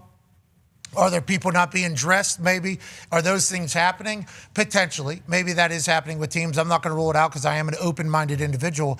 But, when we were in the Suck for Luck campaign, everybody was saying, it was like, I wasn't trying to shank balls. Yeah, right. I would have got fired. The offensive line's not trying to give up sacks to whoever is playing quarterback that year because they want to keep a job. So, interesting dynamic that the Miami Dolphins are now staring down. Good for you, Gumpy. Look, dude. Change is good. It's been too long. Hey, Chris Greer, good guy. He was a good guy. Just wasn't good at his job at the end. At the end. That's fair. At the end. He was good at the start. He made some good moves at the start. This last offseason was trouble. Yeah, exactly. Well, that's like Coach McCarthy. Coach McCarthy goes, well, these players got to execute as well, which is always like the coach's angle, It's true, though, that it is part of it. I agree. It's definitely part of it. Like if you feel like you have the right players, they should be able to execute the scheme. If they can't, that's probably, I don't know, are you giving too much to them? That's why there's always this whenever draft hype happens, because the personnel department says this guy's got a lot of potential. And then it's the coach's job to build him up. Well, if he never makes it, who cares if he was maybe just a bust? This coach should have been better because the GM saw something in him, and this coach obviously didn't make it happen. But maybe the players just ass. And that's what the coaches say after they're getting fired. They're saying, well, what did I do? That's kind of the circle, isn't it, Coach? Personnel people have these visions. Coaches are supposed to make it happen. If you don't make it happen, it's definitely on you. And if the whole team is ass and they think everything's bad, well, you put the entire team together, you got to get out of here. I feel like that's kind of the natural thoughts about those positions. I think you're 100% correct in terms of, you heard me say this before, is there's 7 or 8 teams in the NFL that have vertical integration from top to bottom. In other words, the personnel people are out there getting the kind of players that fit the system and the scheme that the coaches want to play. The coaches are able to develop those players because they're both, in sync with each other in terms of what they're looking for, type of people, as well as physical characteristics, whether it's size, speed, critical factors to play a position. So they're getting people that fit what the coaches want, and the coaches take that fit and make it work. So you have the same teams that seem to be successful kind of on a consistent basis, and then you have the same teams that seem to struggle because they don't have that alignment. Because if you have vertical integration, you don't have what you just talked about, which most of the teams have an issue with: personnel, coaching, developing. So, look, I went through 2 years in Miami as a head coach. All right, the first year we had vertical integration with the personnel, with right down to the coaches. The second year we didn't, and we had a terrible draft, and the team went in the opposite direction. So it's critical to being successful. I think everybody's got to be a team. Everybody's got to be together. We can't be pointing fingers at why we picked this guy and he's not playing well. Everybody's got to be responsible and accountable for it, and you got to pick the right guy to start with. It's no different than what I say about paying players in college. You play the wrong guys, you're shit out of luck. Draft the wrong guys, you're shit out of luck. That's life in general, I believe. And I appreciate every time you start speaking about any of this stuff, because you're talking about vertical integration a lot. It's basically saying, like, hey, everybody has to be seeing the same picture. Because if you're drafting a 3-4 player, we got a 4-3 defense. Like, are we even? Well, he's gonna have to play. He's gonna have to drop back. It's like, that's not. Why would you do that? That happens. Yeah. And he talked about there's 7 or 8 teams that are kind of all aligned. There is actual situations where it's like, oh, they'll make them fit in there, and it's like, how is this the highest level? How is this? You hire the wrong coach, you're out of luck too, right? I mean, think about it. If you bring the wrong guy in, sometimes it doesn't fit. Okay, let's pivot back to college football and talk about a team, that's had an interesting season. Go ahead, Heavenly Hulkster. Yeah, Coach, this weekend we got Vandy in Texas, dude. And, as of right now, Arch Manning is a game-time decision. And in the NFL, at least, I think he believes concussion. That's been a 2-week injury. Now, I haven't perused the injury report. I don't know if he's playing or not. But when you look at this game, how do you see this one going? And how big of a difference will it be for Texas if Arch Manning doesn't play? Obviously, they still got, some 5-star guy behind him, so it's not like the end of the world. But how do you see this one shaking out, brother? Vanderbilt, you got to give them a lot of credit for how they played last week because – Diego did not have a great game. They were still able to score enough points. They were able to play good enough defense. It just seems like Texas has struggled a little bit to get any kind of rhythm going on offense for whatever reasons. And I don't know what – that's the question I'd love to ask Sark, tomorrow when he's on the show is, what needs to be fixed? Is it the offensive line? Is it inability to run the ball, inability to protect the passer? What are the issues here? But I tell you what, Clark Lee's done a really good job with that defense. And whatever the issue is with, Texas's offense, they're going to try to expose them in the game by, how they come after them. So it'll be interesting. I don't know enough about Texas's backup quarterback to really make a comment on how good the guy can play or will play. But I think it's going to be a game. And, like Pat, kind of put me on the spot last week, in Nashville. So I had to jump on the Vanderbilt bandwagon, and I really can't jump off yet. Okay, I like that. I like that you jumped on completely. They give you a fucking crown when you did that. Uh-huh. And you set it all up. No. And I appreciate it. No, they were booing you, and it was like, we got to address this here, brother. Like, we have to address this. Can't be the entire time. And the fact that in a 45-second period, it went from they were going to boo every time you spoke. That was the decision that they made. And I didn't know that until they started doing it. And then I was like, yes, I love that they have done that. I enjoy that type of shit. I like when a group of people come together and say, are we doing this? Yeah, we're doing this. Perfect. Let's drop it on them. But now we got to address that. And then you being able to say, hey, listen, I was wrong. Because what's now is special. And I agree with that. Don't you think after going game day there, it's special what they've been able to do? You mentioned it earlier about like Indiana and then Vanderbilt being able to be very good versus maybe some of these other perennial powerhouses that aren't as aligned or set up going forward. Vandy, their name's Vanderbilt, that family. They got a lot of money there. I think it's possible to kind of go down there in Vandy. Yeah. Don't you think as well, Coach? Like for sustain, obviously Diego is the one that put the key into the ignition and ignited this entire thing. But I think it's sustainable if they're able to keep Clark and everything they're cooking, Coach. I do too. And, they I'm not going to say it on the air, but they have a significant amount of money in their collective, which I think they were able to get because Diego brought some success to the program. People could see the value and exposure that gave the university and the program, and it's very beneficial. So they've made a commitment, and it's showing and it's paying off. So kind of really interesting, but really good for college football. Yeah. I think. Yeah, you can zoom out. Teams like good. Vanderbilt, Virginia, and Cincinnati, and people who have not historically been people that we talk about, we're now talking about them. And I think that's a good thing. Indiana didn't even have a football. They had a football team, but you know it. They didn't even have a weight room. Indiana was in the Big Ten. Football state. Okay, this is a football state. Love football out here. Didn't even really have a football program. And then now with investment and the right people and the transfer portal, they got an packed stadium, renovations, and hope for the next 10 years for football. I think it's great for the sport. I think it's amazing, but we're going to find out the haves and the have-nots. I mean, that is certainly going to come. You're going to have to get a group of dogs to kind of transform a place if you want to build it, but you can in this era. It's been proven. Happy birthday, Coach. We love you so much. I'll see you out in Utah. Appreciate it, man. Thank you so much. I appreciate you guys. It's always a great experience to spend a little time with you on Friday. What's the age now? 74. Dang. Just to put it out there, I used to get 3 aside. It's not based on handicap. It's based on age. Now that I'm 74, I'm going to start getting 4 aside. Just makes sense to me. Yes, it does. Yeah, and you're Nick Saban, so they don't like it. They can get the fuck off the court. You're the man, ladies and gentlemen, the GOAT. Coach Nick Saban, happy birthday, brother. Happy birthday, dude. Happy birthday, dude. All right, before we get out of here, we'd like to showcase all of the costumes of the Thunderdome. Obviously, you have AJ here. He is Edward Simpson. I think you've done a great job this time. Great job. What was your inspiration? You said it was a group of people. A bunch of, just nationwide people that I see on TV every single day. I love everything about the Toxic Table, obviously. Harry Potter, wonderful stuff. I didn't know much about Harry before today. Yeah, and there's a lot more to know, if you will. But again, I tried to mention it with my question to Dano about Bart Simpson. But yes, it's very nice. You should dive into Harry Potter. What's above the left eye there? It looks like something's on your head. Yeah, not the Mansons. Actually, it's my scar. It's when I almost got murdered. Yes, and my mother saved me, and she got murdered.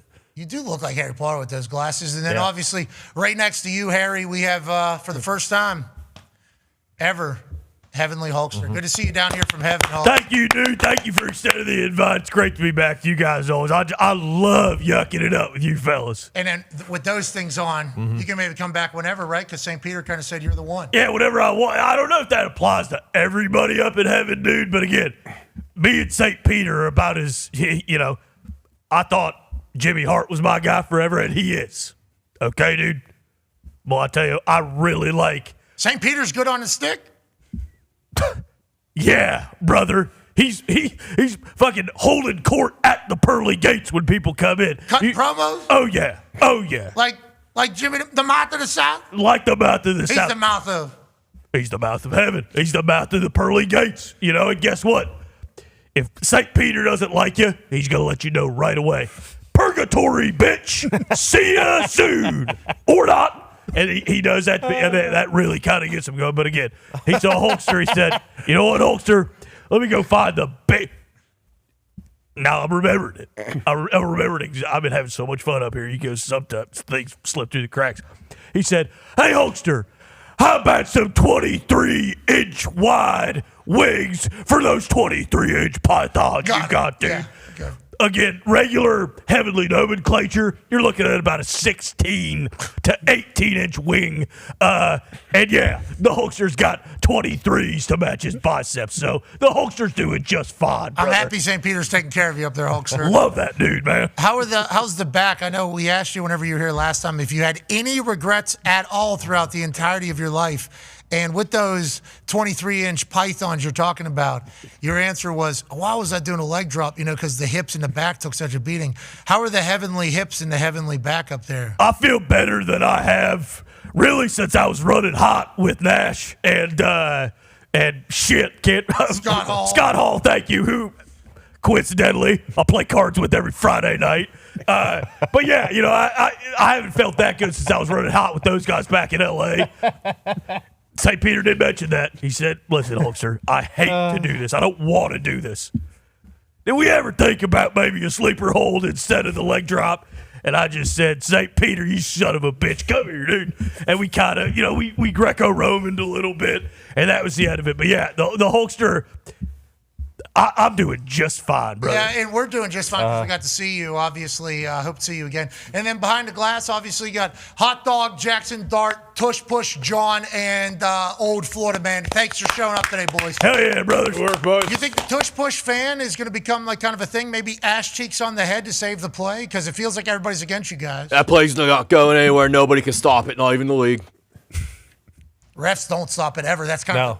And then they try to stop it post-play. It's kind of a part of the problem with those ass cheeks on your head. I just want to let you know that. Kind of a problem. Go Birds. What if we always talk about Big Dom? Mm-hmm. You think they're going to pass a rule that he doesn't say is okay? That Nope. Yeah, right. Big Dom's like, let me grab your pen there. I got your vote for you. Yeah. They can kiss my ears. All right, John, I appreciate that. Now, in the think tank, the boys that have been hanging, obviously we have an incredible crew, and their costumes delivered. Dirty, graphic designer, had his birthday just a few days ago. Dressed up as, ladies and gentlemen, Frozone, baby. Here we go. Take it off. Oh, that was good. Hey, this was genius, sir. Okay, sir, Frozone. It is an honor to meet you, sir. Hey, we're big fans how fast you are. Looking good. That's a great costume. Yes. How you doing, dude? Hey. Good onesie. See you. How about What that, you Frozone? And he said it was good to see you, too. You guys are boys, right? Yeah, well, I just felt a little bit of animosity there. I didn't know why, but yeah. Frozone's ready to race anybody. Ain't that right? All about the races. All the races. All times, any race, anytime. Yeah, that's what we're talking about, Frozone. We appreciate you. You look good, brother. Good to Baby see you, Frozone. Thank you, Frozone. Frozone, very good athlete, very fast. Did I see Frozone get caught? I think I saw, right? Yeah. Did not expect that, I don't They think. had to be a work. Had to be a work. Frozone was just beating everybody, would beat everybody. We know that. Also, in the back room, a man who edits videos from being big to being TikTok size. His name's Talk because he doesn't talk much and he makes TikToks, but damn is he talented. He's an Emmy Award winner. Taco. Yeah, baby, talk. Taco. Oh. Had a boy talk. Taco Friday. Boy talk. Okay. Too cool for school, huh, dude? He said you mailed it in. Fucking walk your ass up here, did you? What do you mean? No, you don't have to do that. You don't have to do that. He said you mailed it in on the costume, though. He said glasses and the hat, not enough. That's what Hulkster said. I did say that. They're booing you. Florida man's booing you in the back. I don't like it, though, Taco. Disgusting. Hey, Taco. You're my Taco. Muchas gracias, mi amigo. Good looking taco there. Even a little avocado on top. Edward Simpson, your thoughts on taco? That's you, Ed. That is me. Put your shoulders back a little bit, bud. He did it first. You got to own that costume, Todd. Put your shoulders back. Walk with some pride. You Yeah, got it. be a meaty You're taco. good. Yeah, be a big beefy. There it is. Yeah. There it is. Can you get him flexed? I don't know if we have him on camera. Ladies and gentlemen, joining us now from the depths of YouTube, Bailey McComas as a totally legit and not rigged poker dealer. Thank you, Bailey. Thank you for doing that, Bill. Bill. We appreciate you doing that. Good poker shirt, obviously. Good visor. And we see the briefcase. What does that mean? Yeah, it's just totally legit poker money. Okay, so it's chips. Yeah, of course. And don't forget the poker/sports betting gala is going to be around 9 o'clock. Famous celebrities. Won't say who for liability, but you know. Okay, all right, totally legit, he says. Joining us now, ladies and gentlemen, from the audio department, he's a guy who is always lit, dude, and he's excited for the halftime performance. It's Mitt McMahon as Bad Bunny. Bad Bunny. Oh, Bad Bunny. Well, See, I like it. Bad Bunny. I see it. Can't wait to hear him speak Spanish. Yeah, hey, you look good, buddy. Good luck in your Super Bowl halftime show. A lot of people not happy. Maybe speak some English there, saying, and ladies and gentlemen, last but not least, he's a D3 national champion. He was so excited to do this. D-Bone as Hardy. Hey, that's good. Wow. And last but not least, Hardy, can you make some space for Mickey Mouse? Holy shit. Zito with the greatest costume I have ever seen. Thank you, Mickey Mouse. Yeah, all right. Thank you, Mickey Mouse. We'll see you more on Monday. That's how we ended the show. Hey, that's how we ended the show. Hardy, real quick, will you come back? Hardy? That's how we ended the show. That was awesome. Mickey Mouse. Unbelievable. Hardy, I think this is a really good effort. I think you should be very proud of yourself. You're a massive, big, loud boy, aren't you? I mean, Hardy's kind of your guy. You won a contest on trying to guess what the order of his, how many songs? 14-song album. It didn't have an order out there. Let's go ahead and do a contest. If one of these people can figure out what the exact order is of my songs, we'll give them 2 show tickets. There was one winner. Thousands and thousands of entries. One winner, because the odds of that, just absolutely absurd, unless you can really feel the music, unless you can really see the story. Ladies and gentlemen, Hardy here. Baby Hardy. Boy, Hardy. Thank you, boys. Can we sing a song real quick? Absolutely. Oh, no. Yep, this is what we came. I'm still the same old redneck fuck. Don't give a damn. Ain't afraid to throw a dead buck on my Instagram. Grain alcohol in my cup. Got the whole house. Wall to wall. Still ain't sold out. Yeah, good work. Hey, good work. That was really good. Not enough passion, I think, in the delivery. No, definitely not. Because Hardy really puts on a show. But that's the difference between Halloween Hardy and actual Hardy. That's a good point. Just watch the difference there. Hardy, great pen. Great pen. I'm surprised he didn't somehow work the Hardy Boys into the Hardy costume. Yeah. He should have maybe half done it. And ladies and gentlemen, obviously one half of the Hammer Dahn Cowboys is dressed as Yinzer legend, Hall of Famer, Super Bowl champion, Coach Cowher. Thank you for joining us today, Coach. It's a true honor. It's a true honor to be here with you boys How today. has it been? What did you have to do mentally to really attack today's show? Nothing. I just wake up, eat, breathe, and sleep football. As I said before, coming here and talking football with you boys is what I was destined to do. Obviously, I feel good about being with you boys. We share the same iron in our blood from the Three Rivers.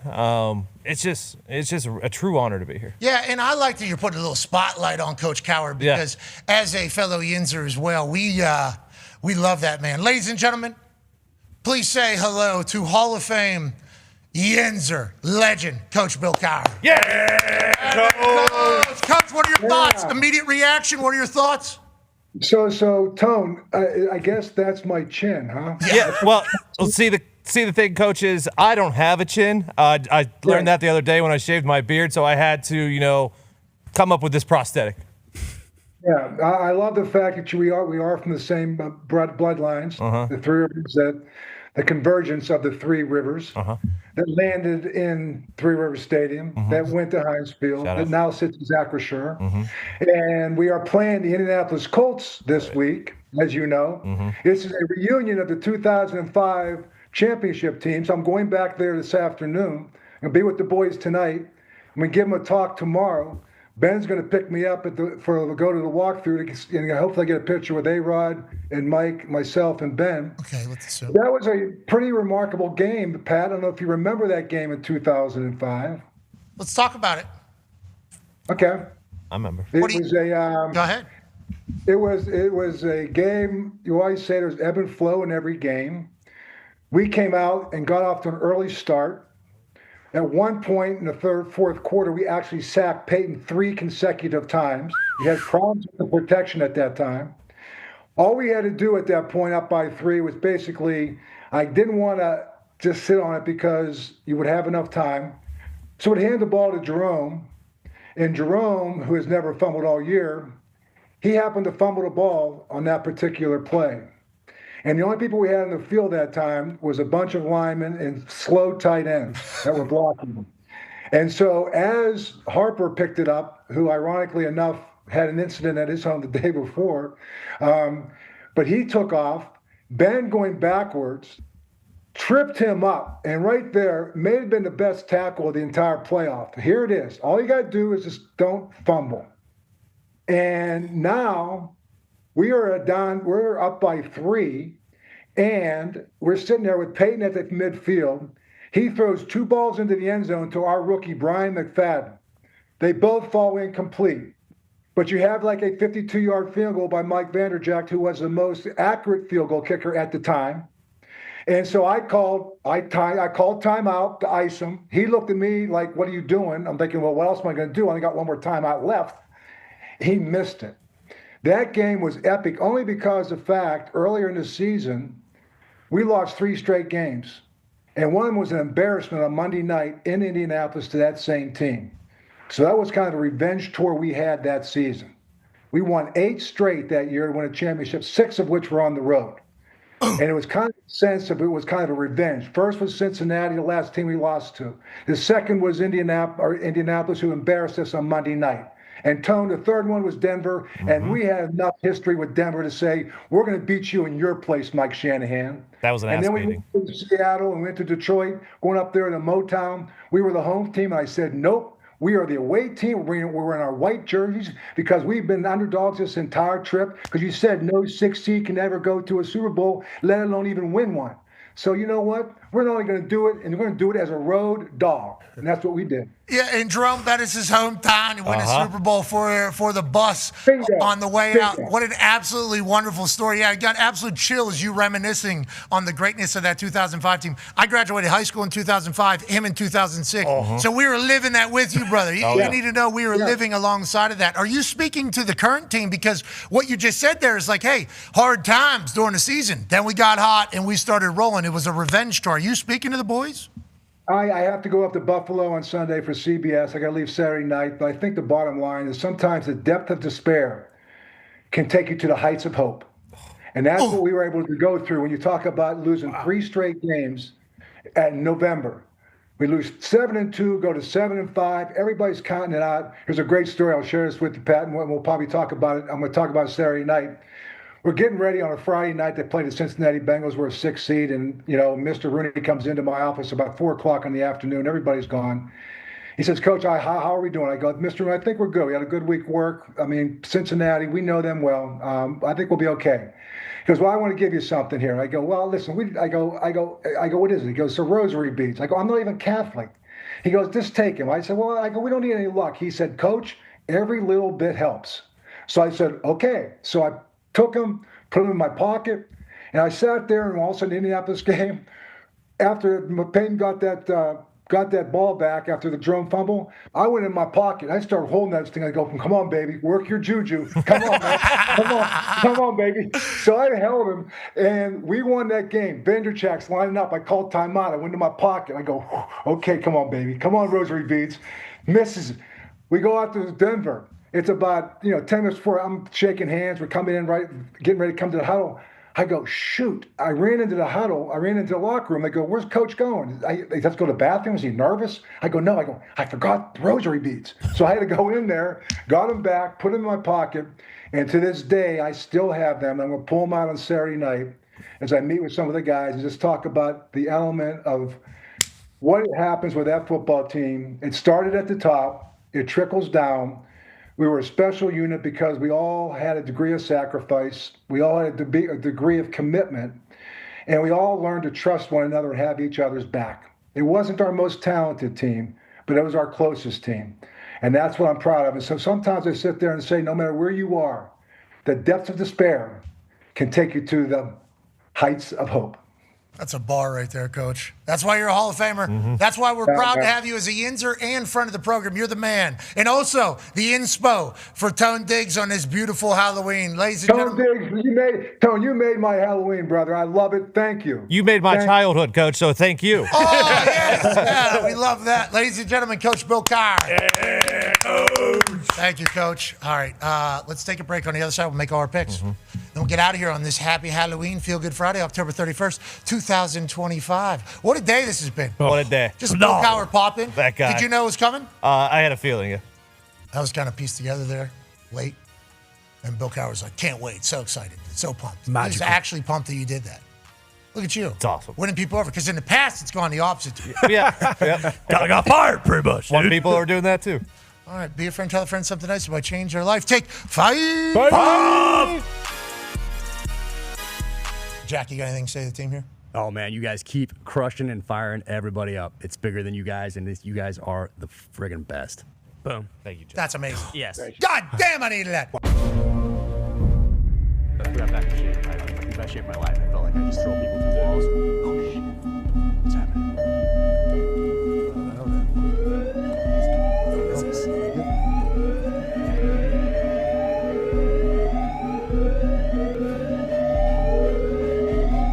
What the fuck is this? We interrupt your regular programming with breaking news. We have reports of a UAP approaching Indianapolis. They have messaged to officials they are coming to take over the world. Government agencies have been alerted that they plan to land and activate Earth's Armageddon switch. This is literally the scariest situation imaginable, a true doomsday scenario. Please stay calm, seek shelter immediately, and pray to whatever God or higher power you believe in. What is that? What? Landed here? I think Indianapolis. What? So that can't be. We gotta go find these motherfuckers. Yeah? That's what we need to do. I think it sounds like something you should do. Jack Carr, yeah. I don't know. We need to. Let's go. Come on. Let's go. All right, let's go. Yeah, let's.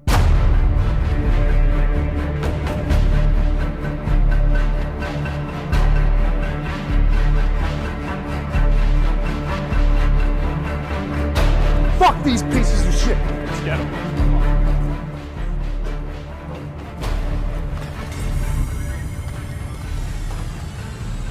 Oh, there it is. That motherfucker. It's here. It's here. It's the button. Yeah, it is. Oh. Hey, do you have a rifle?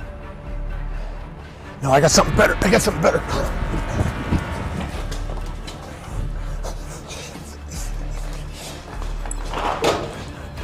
Jack, I've been saving this. What? Yeah. What is this thing? What? Ask for a rifle. What is this? Yeah, it kills aliens. Yeah, I bought it online, deep web. That's certainly convenient for us. All right, here we go. Hey, will you be my spotter? Oh my God, it'd be my honor. Let's go kill these motherfuckers. Let's do this. Where are they? I don't know. I think they're coming. Looks like they might be coming from right over here. Yeah. Looks like I see their fucking ship. Let's get them. They're not gonna get to that button, Jack. Nope, they will not get to that button.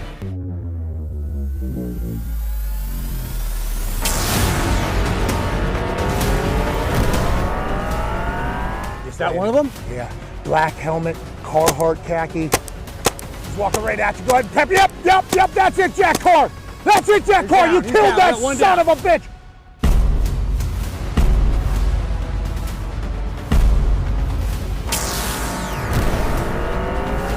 Oh, there's another one. He looks the exact same, a little taller, a little bit more awkward. A little more awkward? Yeah, he's in the same spot though. Go ahead and get him. Go ahead. Yeah, there it is. Good hit, Jack Carr. Two down. Two dead aliens. Not on our watch.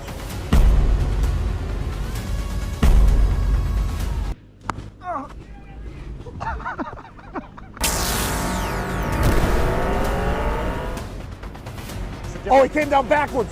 This one's showing you his back. No respect. No respect. Kind of a disrespectful alien here as he drags his carcass around. Looks different. Oh, all three of them stacked up. Nice. Jack Carr's slaying aliens.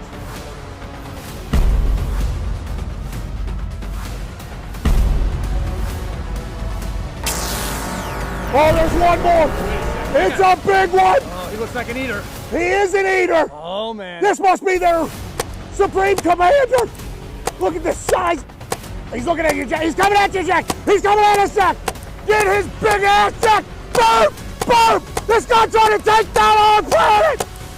Go the fuck out.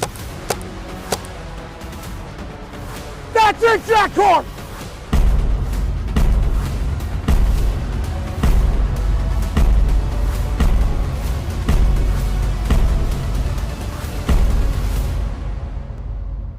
Go back to where you came from, you sack of shit! Hey,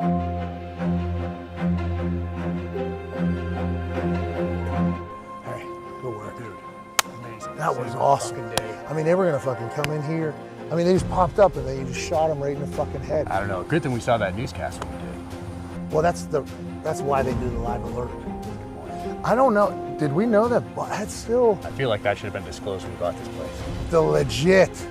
Let's go and talk to the boys. Amazing, let's do it. What a life you live. Man, I'm just glad you had this rifle and I had those binos. What are the odds of that? I mean, I could see them. Good thing I carry those with me everywhere I go. The big one at the end really ate some fucking pain. Yeah, I feel like he stopped somewhere on the way in for a snack.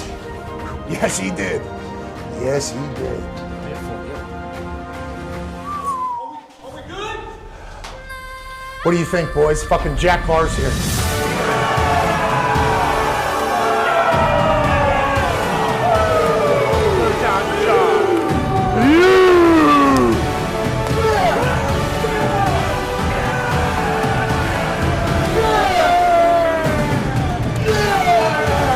that's not enough reason to buy his new book, I don't know what is. Fucker just saved the earth. And nobody would have known about it if it didn't just so happen to happen right here with all these cameras. Thank you, Jack Carr.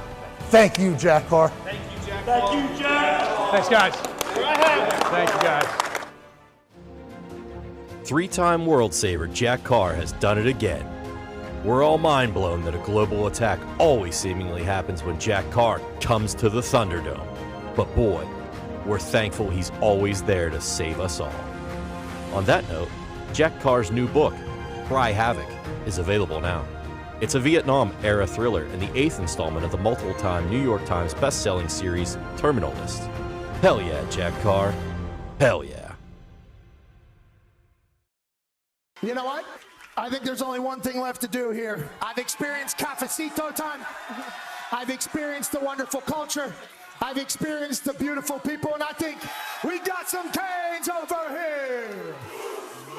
We got some Canes over here. We got some Canes over here. This day in Coral Gables is going to be one that I will remember for the rest of my life. Ray Lewis started his dance right here at Miami. Ed Reed started his legendary run here at Miami. The legends of football run deep. The moments are special. The national championships are in abundance. Just last year, a lovely University of Miami woman diver from Italy won a national championship. This thing's been staring at me all damn day. You're out of your mind, brother. This is crazy. Kirk, I'm a little winded. That's what I was going to say. You talked the whole time you were running. I'll give you a chance to catch your breath, you son of a bitch. You're crazy. I hope somebody got a lifesaver over there. Is there a lot of or something? My man's out of breath. It is a long way to the top. Are you going to jump in your suit? Somebody. Are you going to jump in Oh, my God. Yeah, so I'm tired for you.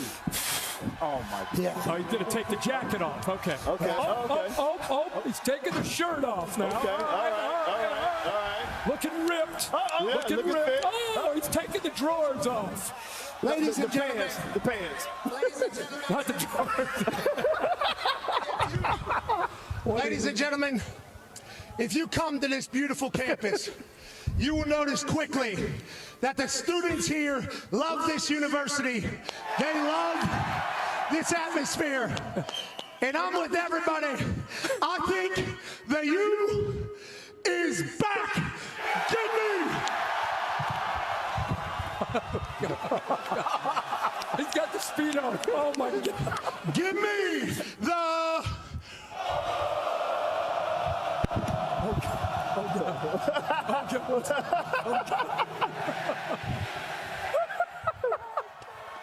Canes, baby.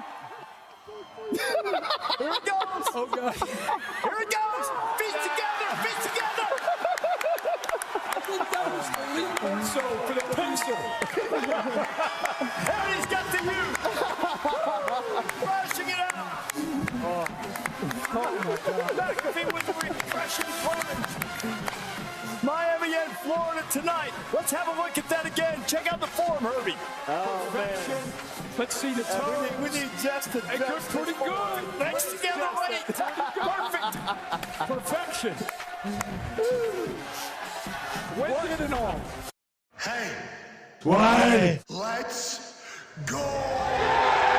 This show stinks, and the fact that you listen, we are very, very thankful for it. McAfee on the line with a gorgeous assist. The all-time leading tackler for the Green Bay Packers, UP.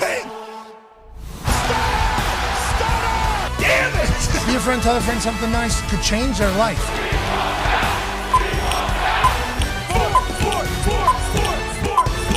Hello, beautiful people, and welcome back to our humble abode, the Thunderdome, on this feel-good, happy Halloween Friday, October 31st, 2025. Hour 3 of the program begins now.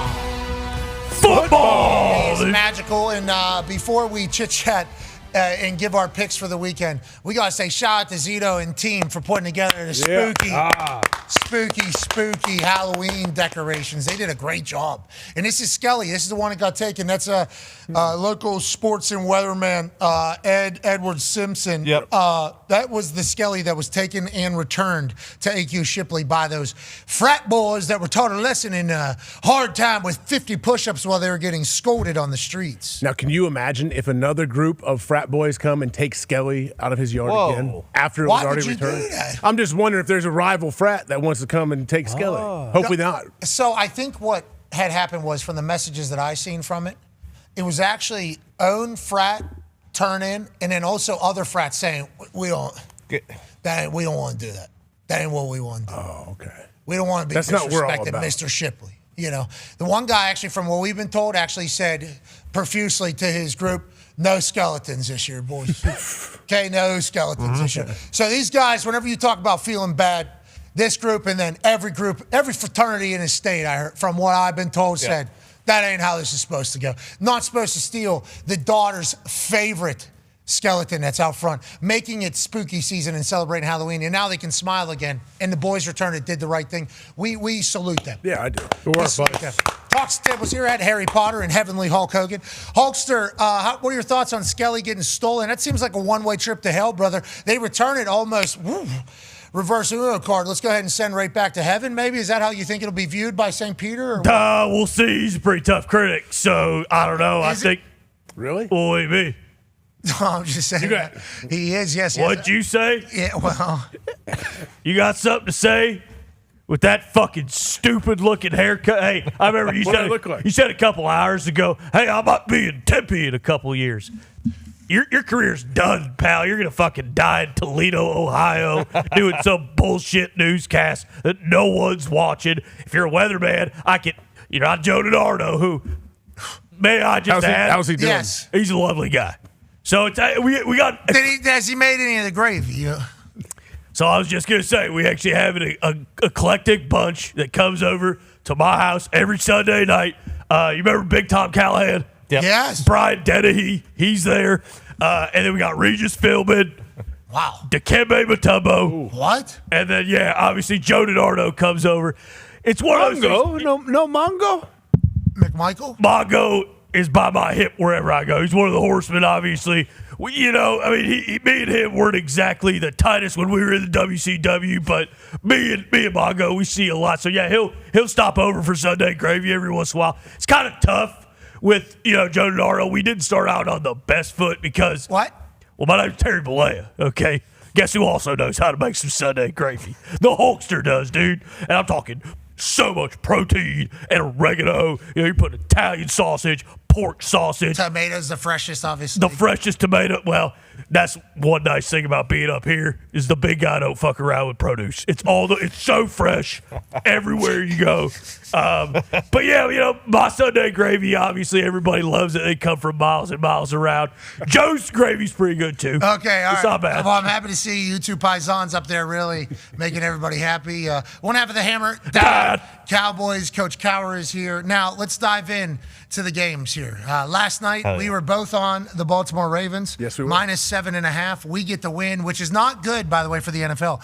If both of us were on the Ravens, and for us to win, then the game had to be obviously more than a one-score difference at the end. It was. And Miami didn't look terrible at the beginning. Now, could have taken a field goal, could have made a field goal. That thing could have been 14-12 at halftime. Okay, instead it's 14-6. Then the second half goes how it goes. And inevitably, the Baltimore Ravens is who everybody thought they could potentially be. They get a huge win on Thursday Night Football. We kind of forecasted that, did we not, Eddie Simpson? Yeah, we did. We thought 7.5 was a lot, but we knew the Ravens were going to cover. Yeah, and we like the Ravens going forward because you know who else likes the Ravens going forward? The sports books. Now, let's not think about the sports books. Let's take a look-see here at who the public is on. You know, there's been quite a story to be told throughout this NFL season on who the public betting or the public money exactly is upon. 87% on the Lions hosting the Vikings. 88% on the Chargers traveling to the Tennessee Titans team that just got blown out by the Colts last week. 82% on the Broncos. Wow. The Texans, that's only plus 1.5, though. So they're just thinking that they win the game, even though the Houston Texans last week looked unbelievable. Almost 80% on the Chargers at 78%. Same with the Seahawks when they're traveling to Washington. That's a long way to go to be 3-point favorites. Patriots, 77%. 75% on the Colts against the Steelers, 3.5-point spread there. Okay, a lot of people thinking the Colts offense is going to do what it's going to do, but maybe this is the game that kind of ignites that Pittsburgh Steelers team, like the 2005 Pittsburgh Steelers, who took a couple losses, then turned that into motivation, and then ran the table, and they're going to be celebrating that in Acrisure this weekend. That feels like a big deal. Jacksonville Jaguars getting 74%. Good for Liam Cohen. Yeah. Only 2.5. Yeah, only 2.5-point favorites, which is why maybe 74% are on that. But even traveling to the Raiders, the Jaguars as a whole, having that many people believe in them at that, congrats to him. Cowboys, 68%. There might be $100 billion underneath the ground. Yep. So there's a chance that if they win or lose, it does not matter. Panthers taking on the Green Bay Packers, almost at 70% on the Pack, minus 12.5. That's a huge spread. Bills favored by 2.5 at home. 66% of the folks are saying, listen, I've seen what this regular season matchup looks like in the past, and the Bills win that. And then the Bengals at 60% over the Bears, and the Niners at 64% over the Giants. All right, so that's where the public lies. We will certainly need to be reminded as we go through here and pick each one of these games individually. Let's start with the Broncos at the Texans. Broncos getting a lot of the money. Texans favored by 1.5 down there in Houston. Edward Simpson, A.J. Hawk. Who do you like? How do you like it? So do we not want to be on the public side? Actually, at the beginning of the year, you did not, but Beginning of the year, like the first 6 weeks. Right? Yes, the first 7 weeks. The last 2 weeks, the public has been a lot better. This last weekend, including last night, it's a 6-6 run on teams getting 60% or more against. So you're not winning.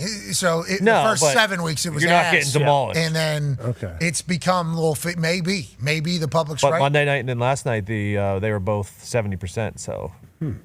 Is it starting to become too obvious with the string of games that we've had for the first time since 1970? Let's see if we have any blowouts, like a whole slate of poopy games again. Now, the favorites did a big-time W fest last weekend. A lot of the favorites just blew out the teams that weren't supposed to be good. Houston Texans favored over the Broncos at home. C.J. Stroud had a good week last week. Denver Broncos are who everybody thinks they are, I think. The Denver Broncos coming into the season at Super Bowl hopes. Go ahead, Con. Yeah, massive losses, no certain this week. He's now out for 4 to 6 weeks with that strained pec.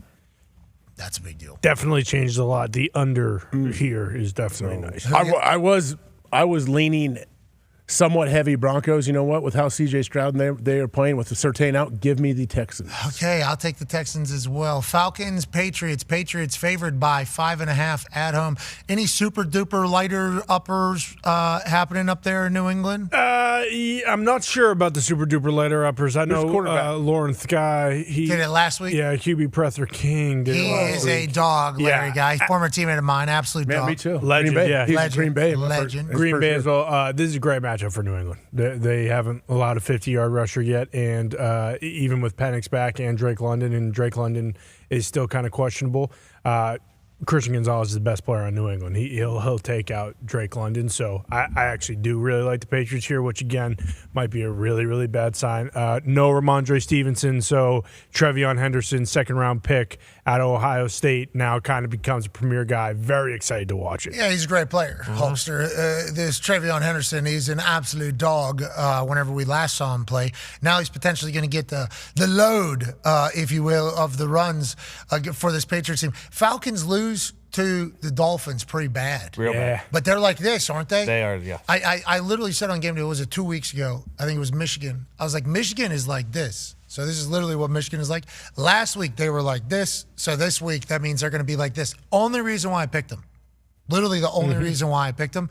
Falcons kind of like that as well. Wouldn't this be like the bad week to face the Falcons with how their season has gone, Hulkster? Well, I think that's why if you're a Patriots fan, you're very excited to watch this game because, yeah, conventional wisdom would say, hey, this is the week the Falcons are going to perform, dude. They've kind of been horse shit every other week. Kirk Cousins ain't playing. Listen, I love Kirk. Might be time to stick a fork in that guy. What? He might be done. Fork in Kirk? Yeah, I think so, especially when you're paying him $28 million. Man, what a bad idea that was. But it doesn't matter. It doesn't matter because you got the young guy Penix. He looks pretty good. But if you're a Patriots fan, this is the week where you can kind of emphatically say, hey, we're a really good team. We're supposed to get, Atlanta's best shot. And if we go out there and just go belt the ass, beat the piss out of them, then yeah, we are the Kings. Kirk Cousins is going to get a pair of those. Kirk Cousins is going to without a doubt. I don't do too much of that stuff. Getting the predictive markets of when certain people are going to be up there. But yeah, just in kind of passing conversation, St. Peter has said, I'll tell you what, I really like the cut of that Kirk Cousins jib. I don't know if he's going to get the 23-inch, wigs. He might be more of a 16 to 18-inch guy, but I guess we'll see. What are normal python sizes compared to yours, let alone the wings? Yeah. I know you got bigger wings, but what are normal pythons? I usually don't even keep track because the Hulksters are so fucking big. Usually I'd say, I don't know, 11 to 12 inches. Like AJ Hawker. You're a 23-inch pythons. What do you think? Go ahead and give a flex for me, son. I can't reach my arm. Yeah, I can tell. Yeah, I mean, what is that? 12? Hulkster's basically doubling up AJ Hawk. No way. Yeah. I believe. I'm here. I don't think. I don't know. Actually, can you hit me with one of these? No, I'm all right. Then go fuck yourself, dude. You suck. I'm about done with you. I thought you were in heaven. You're not supposed to say How many times have I said, boo, I can do whatever the fuck I want, baby. I am a real American. Fight for the right. How does everyone else react to him up there? Man. I would imagine they don't love this. He's got those. There's no way they can love this he up said there. That's Everyone the platinum else. card. He said those are the platinum cards. You ever heard of a black Amex, dude? Amex? Yeah. That's Amex. basically what these are. They ain't getting declined anywhere.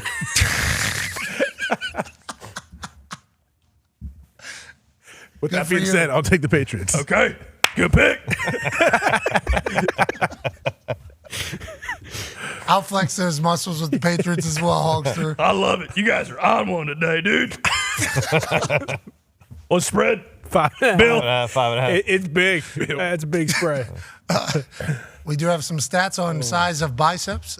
We looked them up, and this is what AI had to say. There's 3 different degrees of biceps. There's untrained male. That's 13 to 14 inches, what I think you were trying to say, Hulkster, to AJ. And there's an active man, maybe a runner, a mover, but not necessarily a lifter. 14 to 16-inch pythons. And then bodybuilders, obviously, they got 16, 20 inches, but we know that's not true because the top end of that thing is 20 is the roof. Hulkster's more than just a bodybuilder. He's got 23-inch pythons. But what AI is saying is what you got strapped to your shoulders right now, not normal, Hulkster. Yeah, exactly. They actually forgot. And it's not, there is bodybuilders, and then there's one more category, and it's the Hulkster. And guess who sits in that category? The Hulkster and nobody else. Okay? Maybe Big Black. I know he had, which, again, lovely guy. Robin Big. You hanging out with him? Well, I don't know. What do you think? I just said he's a lovely guy. So do you think You didn't say he's over for the cookout? You think maybe I spent it? Do you know how much time I got to kill up here? How much All of it. How much you can do? Okay, I'm happy to hear that. By the way, we're all happy to hear that. Hardy looked like he had some 23s on him. Wouldn't that count? Hardy, did you wake up on the wrong side of a truck bed this morning? Can you let the Hulkster maybe come see what he thinks the size of the biceps the pythons are in right now? What category is that? I'll tell you what, D-Bone is living his best life. He looks great. He's living his best life. Hardy said that was sick. Okay. Did he really? Yeah, I just want to let you know that, D-Bone. I think there's a nod of approval from Hardy there. Hulkster, if you had to look and eyeball these pythons, what would you be saying there? That's what I'm talking about. 23. I like that. Hey, can you back up just a little bit? Back up just a little. No, like that way. Yeah, because Jabba's kind of. Yeah. What do you think there, Hulkster? I'll tell you what, I like the cut of this young man's jib. It's just the only thing I'm really noticing is the 53-inch waist. That's the only thing that my eyes are going to. So, 42? That's not bad, but we need to trim that down a little bit. Aren't you only like 25, dude? Come on, get healthy, brother. He's a D3 national champion. I know, but you know what he also did? He said, well, I need a solo cut for my costume.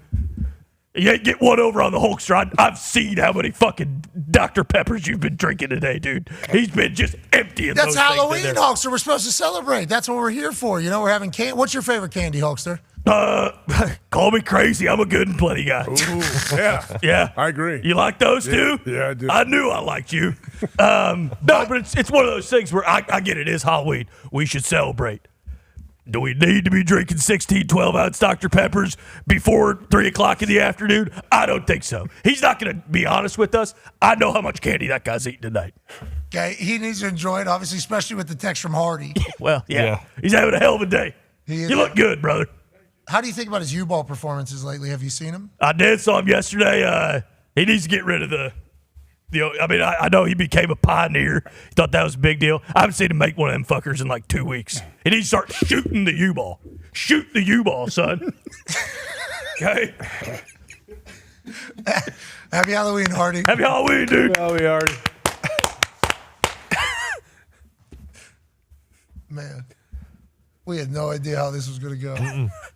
I had a pretty good idea. I'm happy to hear that. We're both on the Patriots. Yeah. That makes everybody happy out here, I think. Yeah. No matter what the waste or the Pythons are. Carolina Panthers, Green Bay Packers. Packers favored by 12.5. Any other lines out there, Tone? There actually is. Sorry, Coach. You could get anywhere from 13.5 if you want the Panthers down to that 12.5 if you're on the Pack. Okay, so you can add an extra. Panthers quarterback Bryce Young has no injury designation for Sunday, meaning he's good to go versus the Packers, says Adam Schefter. Bryce Young back, getting a lot of points if you want him in Lambeau. Man, 12.5 points. What do they know that we don't know? I know the Packers are good. I know Jordan Love is good, but I think the Panthers are pretty good too with Bryce in there. I'll pick the Panthers plus 13.5. Is that what I can get? I'll take Panthers plus 13.5. Give me the Packers, actually. What's that all about? 12.5, right? Yeah, give me the Packers. Micah's heating up. What do you have? How many sacks last game? Just one. You're saying no backdoor 1,000 cover pressures. because Micah at the end of the game. Is that what you're saying? Micah is kind of a backdoor cover machine. For real. Like, That's when they feast. That's when you get those sacks. That's a great point. Actually, that is something to think about here because in my mind, it's like Bryce Young, good player. Bryce Young, good player.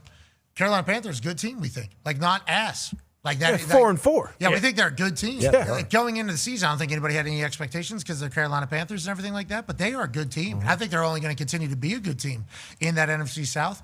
13 points feels like a lot of points. That just feels like a lot of points for that team. This strikes me as a recency bias type deal because the Panthers did not look good last week. And granted, it was Andy Dalton. He basically came out afterward and said, like, hey, I didn't tell anybody, but I had a fucking broken thumb the entire time. So not easy to play quarterback. We got broken thumb, dude.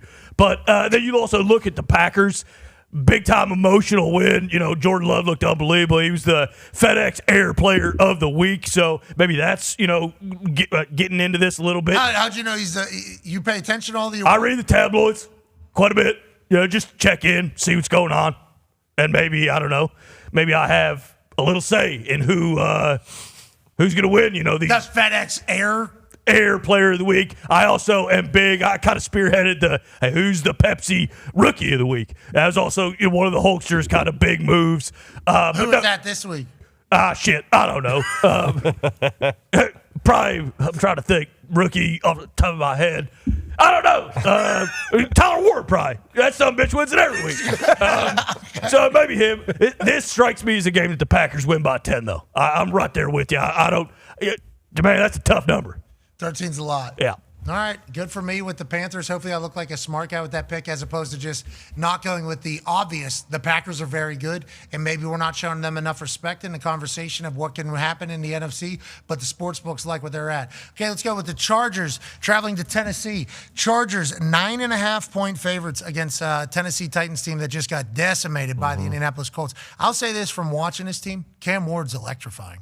He is electrifying. Now, I don't know how much of it is like, hey, this is sustainable in NFL because he's making like these nasty, weave over top of a linebacker in front of a safety, guy running 20 miles an hour across the field, perfect throws under duress. I mean, he's doing shit that's like outrageous with that, and their team stinks. So if the team was to get very good, you would assume that Cam Ward becomes guy like everybody else. But then, they're going to get caught into a who's coach, when's coach, who's coach, when's coach, if they don't figure that out. So I'm very worried about potentially Cam Ward's entire career, especially with the glimpse that we saw in person at the Loud House this past weekend.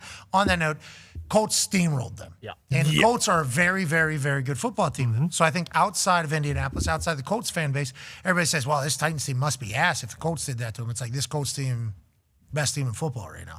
And the Titans have ruled out Calvin Ridley again. Jeffrey Simmons again. They weren't playing last week. Arden Key and Xavier Woods for Sunday's game against the Chargers. Go ahead, Con, man. I would just look at all 4 of those guys to be traded by Monday. Like that is the one thing going into this weekend that's interesting is all these poopy teams, the guys who aren't playing, they just seem to be types of guys that might get moved. Okay, so that's potentially a decision like, let's not get hurt. Let's not get these guys hurt. We know where we're at. We know it's possible. And good business could potentially be get rid of some of our good parts so that we can build this thing in the future around Cam Ward. Not that those guys wouldn't be helping him, but also getting rid of your best players is telling the entire fan base, like, yeah, it's going to be a while.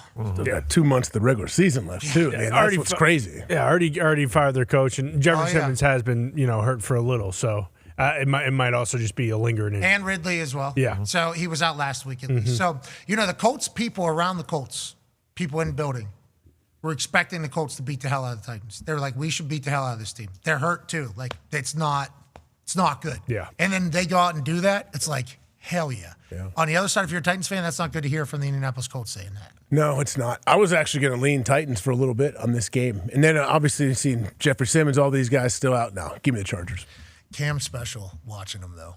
I remember in camp what he was doing. Like when from the day he stepped on into that franchise, like into the building there, it was unbelievable, everything about him. But the offense he's got a new offense coming, another one coming already into his NFL career. Don't we all think, though, that like NFL to win, the offense has to be like on time, scripted, everything has to be like that? Cam's obviously going to continue to develop and kind of get in that because you think about back to Miami.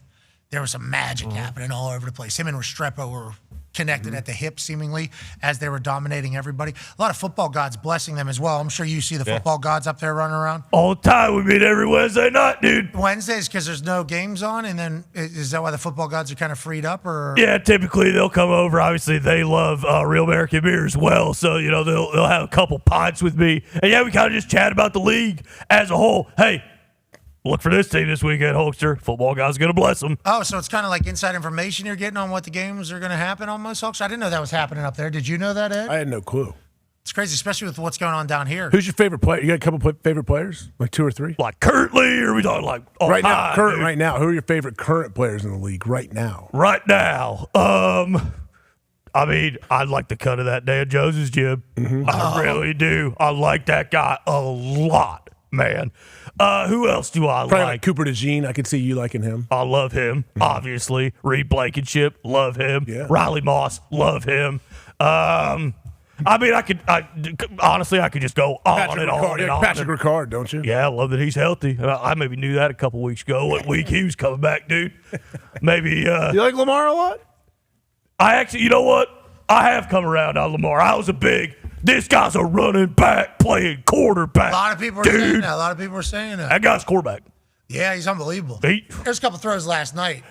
I mean, you're talking seeds on the run, just doing insane stuff. Him being able to do that after pulling the ping pong tables and everything, he's a special guy. All right, let's go to the next game.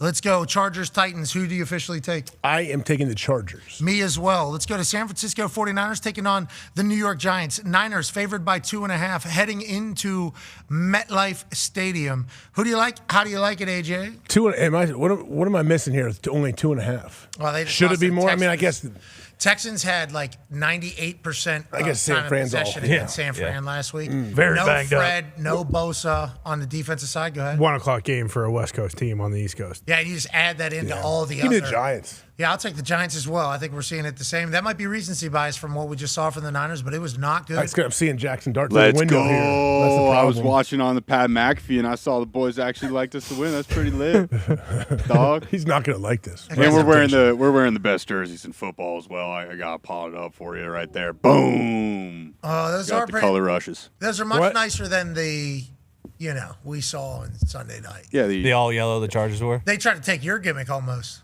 Yeah, and there's a reason everybody hates that, because they look at yellow and they associate that with Hulkamania, brother, now and forevermore.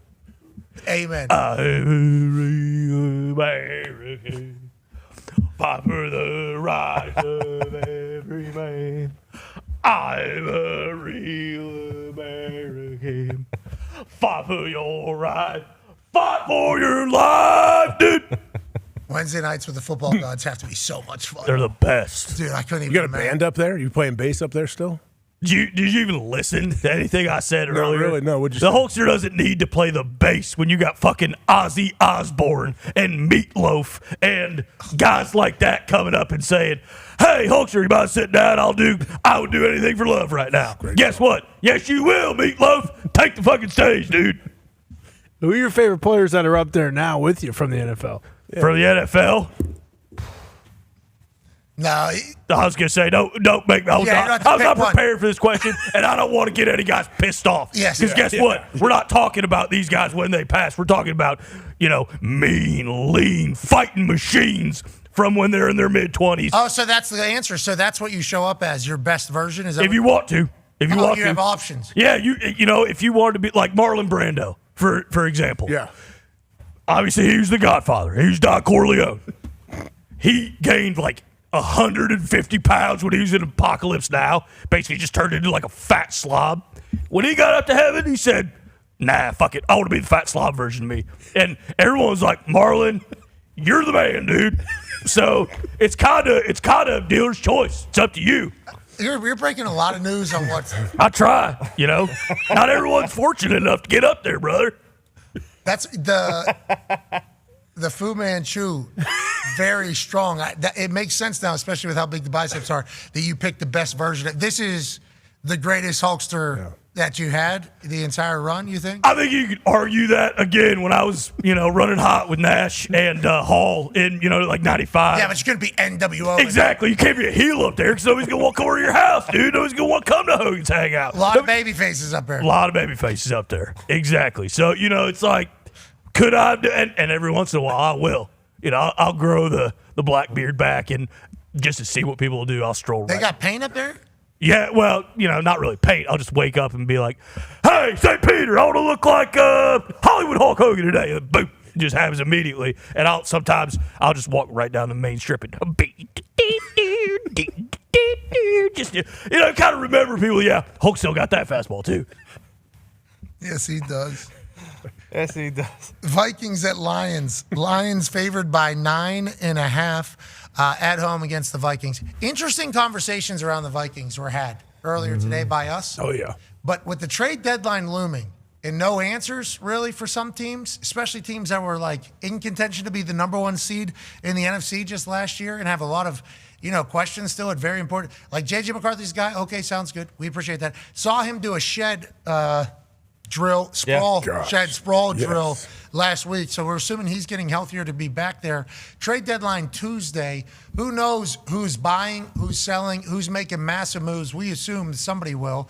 But the Vikings, vastly different place than we thought they were going to be in. And the Lions also, if you ask Schrager's going into the year, you lose both coordinators. I don't think it's going to be as good of a year. Let's go ahead and just completely reverse that. The Lions sitting where the brand new Lions have been sitting. Now, Foxy, 9.5-point favorites at home. How do you feel about it? Yeah, Lions coming off the bye week, by the way. And if you remember 2 weeks ago, we played the Bucs. Secondary was absolutely ravaged. We're getting Terry Arnold back. We're getting Brian Branch back. But Kirby Joseph, DJ Reed still out. But J.J. McCarthy, homecoming game. When the Lions are favored by a lot at home, over the last 2-3 years, they tend to cover the spread. So I'll just leave you guys with that. Okay. Con man, which way do you lean in this particular match? It feels as though it's going to be a panic in Minnesota on Monday, and the Lions might be kind of hitting their stride a bit here. So I love the Lions. Coach Cowher, you like MCDC. I think you see a lot of yourself potentially in the way he operates. What do you think about this game? Love MCDC. Divisional game. I took the Lions. You can get them at -8.5. I just don't like the vibes going on in Minnesota right now. Ed Simpson, what are your thoughts? I like the Lions here, too. I can get them at 8.5, you say, Tone? Yep. Yeah. This is going to be, can you imagine the environment? What time is it, noon or? 1 o'clock. 1 o'clock. 1 o'clock game? Okay. It's still going to be a raucous environment. I don't know if Kid Rock is playing halftime, but either way, that place is going to be going. He did his costume the other day. He did. Yeah. Jeez. I'll take the Lions. Let's go to the next one. Colts versus Steelers. I like the Colts, -3.5 over there in Acrisure. The only worry is that spray-painted dirt might be going too fast into people's eyes as Jonathan Taylor's doing his thing against that Pittsburgh Steelers defense, he's going to pop off at least one or two long ones. I mean, that's just what the Colts have been doing and have, kind of consistently shown to be who they are. Explosive plays in the run game, and then also Danny Dimes doing his thing. Only 3.5, Coach Cowher. Did you expect that, or did you think it was going to be a little bit more? And on that note, only 3.5 is being said about the Indianapolis Colts in 2025 heading in to play the Pittsburgh Steelers. On the road, chief favorites. Yeah, I thought it was going to be more. You can get -3 if you want, not that you're going to need it. Jonathan Taylor's going to have one or two of those runs a drive. Jeez. Damn. Coach, 2 tuds drive? What is it? The depths of despair can take you to the heights of hope. Coach ain't walking through that door. He is. He is. Well, he's going to He's walk going to through. speak to the team on Saturday, not this current team, the team that won the Super Bowl in 2005. Colts haven't won it in Pittsburgh since 2008. I assume that's going to change. Wow. I'm thinking this They haven't might won a game in Pittsburgh since 2000. Really? Yeah. A lot I of heard that hard right? times, Indianapolis Colts versus the Pittsburgh Steelers for my particular era of Indianapolis Colts time. Hard time. Big games for the Pittsburgh Steelers have come against the Indianapolis Colts. Everybody's playing the best football that they've ever played in their life against the Indianapolis Colts for the Pittsburgh Steelers, including Troy Polamalu, who just has a sense to do everything wrong in a moment where he needs to go left. He goes right somehow. I love that, man. But a lot of people on the internet are saying, like, this could be a Texas A&M versus LSU situation where it's a blowout. The stadium's empty in the fourth quarter. Rooney's looking around like, oh, we need to make a change. Wow. So, I don't know.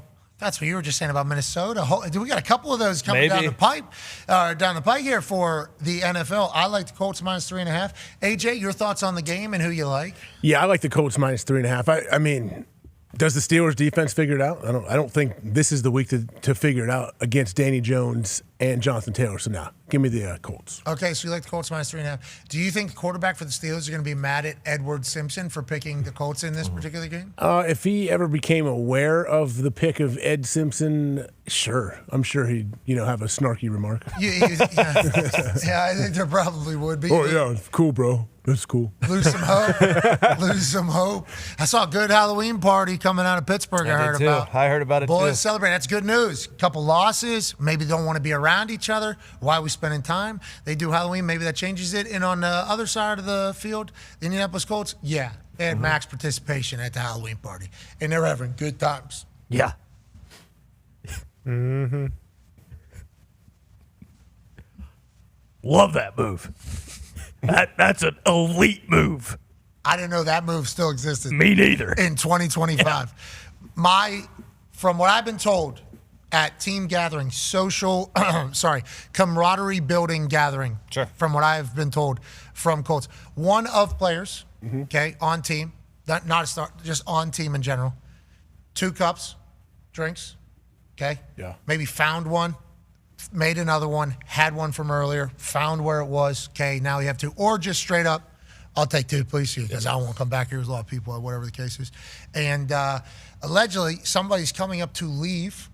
Person puts one beer in other beer, okay, starts flowing, daps up, have a good one, takes beer out, drinks immediately from both beers, keeps the conversation moving. When you have that type of happening in your team, boy, this is dangerous Indianapolis. Every story I hear coming out of that place, I'm like, whoa.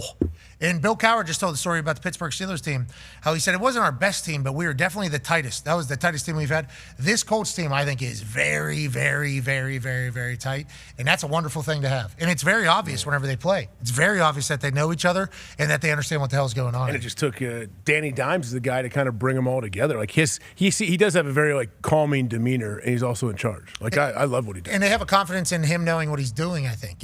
He's the first one that hopefully that there'll be some consistency over the last long time because there's been a lot of turnover. We shall see. Danny Dimes is cooking, though. It's going to be fun to see if he can do a little get back for about 10 years of Colts Steelers football this weekend. Bears taking on the Bengals 1 p.m. on CBS. Over under 51.5. Okay, 51.5. That's big boy offense stuff they're saying. Bears favored by 2.5 heading into the Cincinnati Bengals, who have had 3 players in the last week ask for a trade. One of them being released and heading back to another team. That team celebrating him coming back as if he was doing hard time somewhere else. Let's talk about Bears-Bengals. Tone, any other numbers there? And who is the percentage on for this one again? So it's 2.5 across the board. 60% is actually on the Bengals for this one at Flacco home. playing? And He's got a sprained AC joint in his throwing shoulder. He was day-to-day. 2 days super ago. painful. And they just activated Sean Clifford, I believe, quarterback who was on the Packers, to the practice squad. And then boy, DeAndre. What? He's good. I just hope for Bengals fans, you do not want to see 4 quarters of Sean Clifford football. You don't, dude. You don't. Okay. Why not? You don't know. I do know. No, you don't know this. He's the last great Penn State quarterback. Yeah, it was Zach Taylor too. A long time. Did he ever fucking win anything at Penn State? No. Now, listen, he was a great duel. 2016, was he there? Shit, I don't remember. He was there for 10 years, so he might have been in some capacity. Oh, I forgot he did play. He was there for like 10 years, yeah. Which is why he came in Packers backup quarterback. He was like 6 years older than Jordan Love. He got drafted like 2 years later. It's like, what the hell's going on here, dude? So they got rid of him. You basically need to trade for Flacco. Your season's going to go down the pooper if you don't win this game. You need to play Flacco. Listen, I know it's not great, but if his arm falls off, it falls off. That's how Joe would want it. Is Caleb a guy, Harry, or not? Harry, the wizardry. That's Caleb. Who would you compare him to? Yeah. I mean, in my world, Yes. he's got a little bit of Malfoy in him. I mean, you look around that class, it's hard to say he's one of the top guys. No, hold on. With Ben Johnson, they're cooking now. Bad news, because when the run game got going for the Chicago Bears, they really started rolling on the offensive side. DeAndre Swift is out Sunday versus the Bengals due to a groin injury. Groin, not great for a running back, not great for any explosive position. We hope DeAndre Swift gets healthy on the other side of it. You like the Bears or the Bengals, AJ? Bears going in as 2.5-point favorites into the jungle. I don't love the Joe Flacco situation. AC joint, that's one of the few you can shoot up with like lidocaine. They can try to numb it for the game. Some teams will do that. But I would take the Chicago Bears on this, actually. I will take the Chicago Bears as well. Jaguars, Raiders. You like Liam Cohen, or you like Tom Brady potentially making massive plays before trade deadline? Give me Liam Cohen and the Jags. Me as well. New Orleans Saints taking on the Los Angeles Rams. Rams favored by 14.5. I know that'll get Frozone jacked up around here. Frozone's going to have to... You're going to be able to see his excitement through the Frozone costume, potentially, Frozone. No. You get 14 if you want. Okay, you can get 14 if you like the Rams. Are you going to do that? Whose house? That was Frozone in the back. Yeah, we're able to catch it. And if Hulkster mentioned Sean Clifford, Tyler Shuck's about to get fucking destroyed by this Rams defense. They're fresh off the bye-in. They just, before the bye, beat the shit out of the Jaguars. So Tyler Shuck played a lot of football in college. He's been there, done that. He has seen it. You talk about Sean Clifford playing a lot of college ball. Tyler Shuck as well. And they talked about him being drafted. Well, why'd you draft him that late if he's going to be your starting quarterback? Well, he wasn't going to start the season. Obviously, they had Rattler in there. And then now Rattler's out, Tyler Shuck coming in. I think Kelly Moe believes this is potentially a guy. That was the convo going in. We shall see against this Rams defense that has been hungry and eating. The young boys are very good over there. I like the Rams minus 14. Yeah, I like the Rams minus 14 as well. Okay, Kansas City Chiefs taking on the Buffalo Bills. 52.5-point over-under. Josh Allen and Patrick Mahomes always perform against each other very well. 2.5 points are what the Chiefs heading into Buffalo are favored as.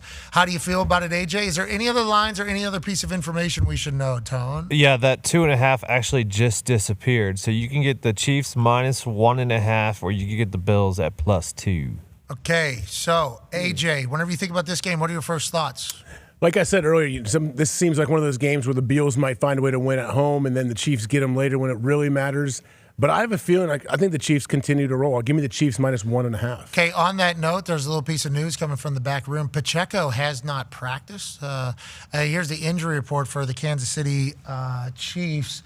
Josh Simmons, Isaiah Pacheco did not participate on Wednesday or on Thursday. All eyes will be on Pacheco here on this Friday. Now, what they're listed as at practice, big storyline. Yeah. Big storyline. Because we all thought what we saw last night with Lamar Jackson was actually coming back on Sunday. And then all of a sudden that wasn't the case. And we all knew, though. We all knew that what Lamar was going to do. Yeah. We all knew what he was going to do. Ravens get a big-time win with Huntley. Lamar does his thing last night. Now everybody's going to have to properly document if you're a participant or you did not participate or if you're a limited participant. Well, he did every single rep that a scout team quarterback would do. That's full participate guy. And then the NFL goes, no. Full participant from that guy would be starting quarterback full participation. That's actually limited participation because he's doing. Is that in the rule book?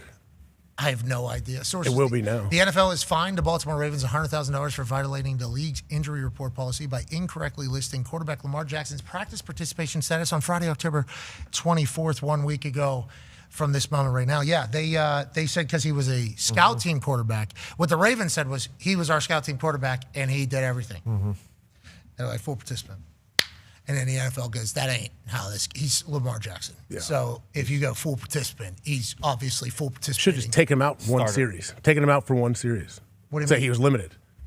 Don't take every rep as a scout team quarterback. Well, I think what the NFL is saying is that Baltimore is trying to lie to people to say Lamar was full participant, so they thought Lamar was going to be playing. I think is what the NFL. Yeah. Oh yeah.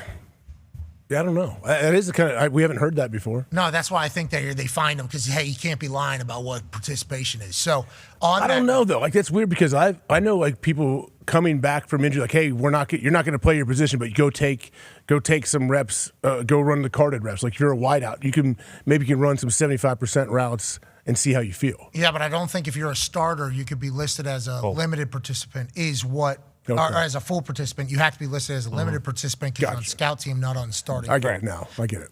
We just learned this. Just learned this through the Lamar Jackson situation. Thank you, Lamar. Thank you, Lamar. Thank you, Lamar. And the NFL getting the bottom of it because we need more accurate information when we're making these picks. Yeah. It's not just us. A lot of people trying to make these picks. And then a lot of stuff coming out about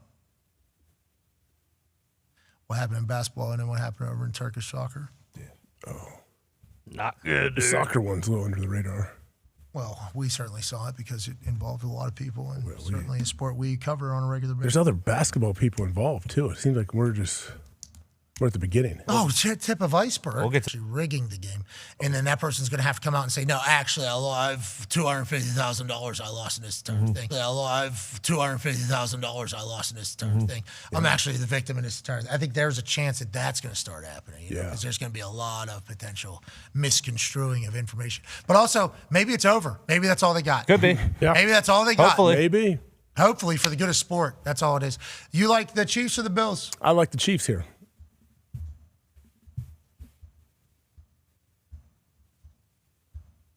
Give me the Chiefs. Oh. I couldn't pick the Chiefs last week because you did. Chiefs rolled out running back Isaiah Pacheco and Josh Simmons for Sunday's game at Buffalo. I'll take the Buffalo Bills. What can I get them at? Buffalo Bills +2. They always win the regular season one. Does seem to be that way. It's always close game, too. 2 points could be a 1 point game. What's the weather like? Are we having any situations? Is it getting cold and windy and anywhere? I think it's still like 50 and sunny in the Northeast. I don't know about that Rochester, but it will be a thing later on, obviously. It will. Yeah, not for the Chiefs, though. The Chiefs their stadium's ass, too. I mean, they're cold as hell. Remember the Dolphins? That was when it all kind of started around. Yeah, people's fingies fell off. Remember Coach McDaniel came to the old studio? Yeah, that was cool, man. That was great. We believed from the moment. We did.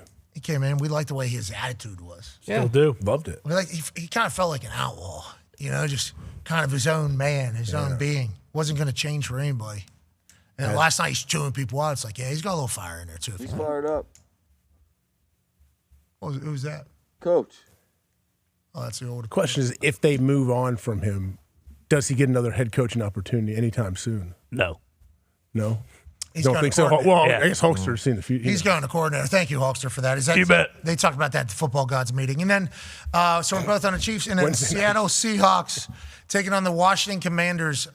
Sunday Night Football, 2.5 point favorites for the Seattle Seahawks. Is there any other lines out there, Tom? Yeah, if you want the Commanders, you can get 3. Okay, AJ, Washington Commanders at home getting 3 points, or Seattle Seahawks favored by 2.5 on the road. Go ahead, Con. I believe Jaden Daniels is playing Terry McLaurin out. Okay, Terry McLaurin, no. Commanders announcing Jaden Daniels will start. Yes. How's that change anything you're saying? The Seattle Seahawks team, very good at the football, have had massive wins on the road on a very regular basis under this McDonald coach. I think he won like his first 9 or 10 away games, and I still don't know if that streak is going right this moment. I should know better by this point of the season. But Seattle's a real deal, and they're going into Washington as 2.5 point favorites. AJ, who do you like? How do you like it? So I'm fully on the Seattle Seahawks bandwagon. JSN, Sam Darnold. I love what they're doing. I think their defense flies around. Give me Seattle. I will take the It's hard because I love Dan Quinn and Jaden and what they do, but Seattle, they got something to them. They're wearing their throwbacks. Seattle's wearing theirs. Like these what we see right here? No, like the real throwbacks like Chantel. They're letting them bring back the old logo and everything. Hulkster, how accurate Washington are these? is. Do you know? How accurate or what, Washington's dude? bringing back their old That's logos? what this guy just said. Is that right? It's throwback night? Yeah, they're letting them. How likely is this telling the truth to us? Because I made a shot that said Steelers Super Bowl. Remember? I do remember that. As it stands, you're looking at about a 78% chance that thing going in, dude. Okay, not just going in, but telling the truth. Like, if I was to shoot this and say, hey, this is for Seattle minus 2.5 or whatever, and it goes in, how likely is that to be a factual piece of information from the basketball gods, football gods, or just St. Peter, Jesus Christ, and big man as a whole? Unfortunately, it's only about 50% of the time. It's Really? basically whatever these guys are feeling. Now, I will say, if I get 17, 18 real American beers in these guys, I can kind of push them whichever way I want. So I like you guys. You know what I mean? You make this thing. Let's just say the world is your oyster. Okay, I like that. I like the Seahawks minus 2.5. Ooh. Oh, good. All right, I'll take the Commanders. Okay, dude. Plus 3. I think that's what that is for me, this game. Yeah. Either team could be really good. I think Seattle's more consistently good. Give me the Seahawks. I'll take the Seattle Seahawks minus 2.5, actually. That's what I got as well. And it looks like they are 10-1 on the road under McDonald and 9 in a row. Okay, yeah, so give me them. What is that? That's got to be a record. No, I mean, like, I would assume other coaches come to him like, hey, why are you so good on the road? What are you doing? Yeah, locking out the outside noise. I guess. They treat every game like a bowl week, brother. Every week is a celebration. How is that, Hulkster? How do they win on the road and other teams are poop on the road? Their coach is a fucking psycho, for one. I wouldn't want to see that guy in a square circle. He looks like a mean son of a bitch. But like the kind of guy who everybody still respects him. They still love him. But you don't want to cross that guy. You know, that might be a guy I'd like to get drunk with and get into a bar fight with. You know, maybe he'd have my back. He's a good coach. I mean, what else do you want me to say? It's like chemistry. Happy Halloween, Hulkster. Happy Halloween to all you guys as well, dude. All right, let's get the hell out of here. AJ, thanks for traveling out. Good to see you, man. Good to see you. All right, be a friend, tell a friend something nice that might change your life. We're in this thing together.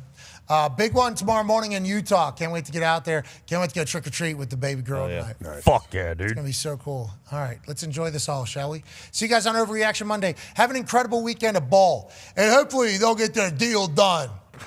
Get the deal done. Get the deal done. Nobody's really talking about it. A lot of people head over there for Sunday Ticket because it's currently on YouTube TV. Quad Box, made for sports fans. Red Zone channel over there. A lot of football fans over there. I assume YouTube TV knows that. So going into a weekend with a lot of ball, it's like, let's figure that out. We need to figure that out. I don't know who's, holding it all up. I don't know which side's which. I've seen messages from people saying, hey, you need to go to this website, do something. I don't know if that helps with negotiating. It does. It's a waste of time. Oh. Hulkster, you don't know. Heavenly Hulkster, you don't know. I guess you do now. I do. We got real good fiber up in heaven. I was like, this is weird, dude. Why are we, beholden to have like YouTube TV up here? Don't you got like Jesus TV or something where we don't have commercials, don't have any of that stuff? To me, sounds like we got two greedy corporate fat cats, and it's time for them to put their swords down, because if we don't have football on Saturday, there's going to be bedlam. Brother. Tell you. We need it. Be a friend, tell a friend something nice that might change your life. We're in this thing together for sports. Never forget it. We appreciate you all. Team on me. Anything you say, AJ? Better one next week. Good one today. Better one next week. Hulkster, anything to say? Yes, you dickhead, not me. Team on 3. 1, 2, 3. Team. Goodbye.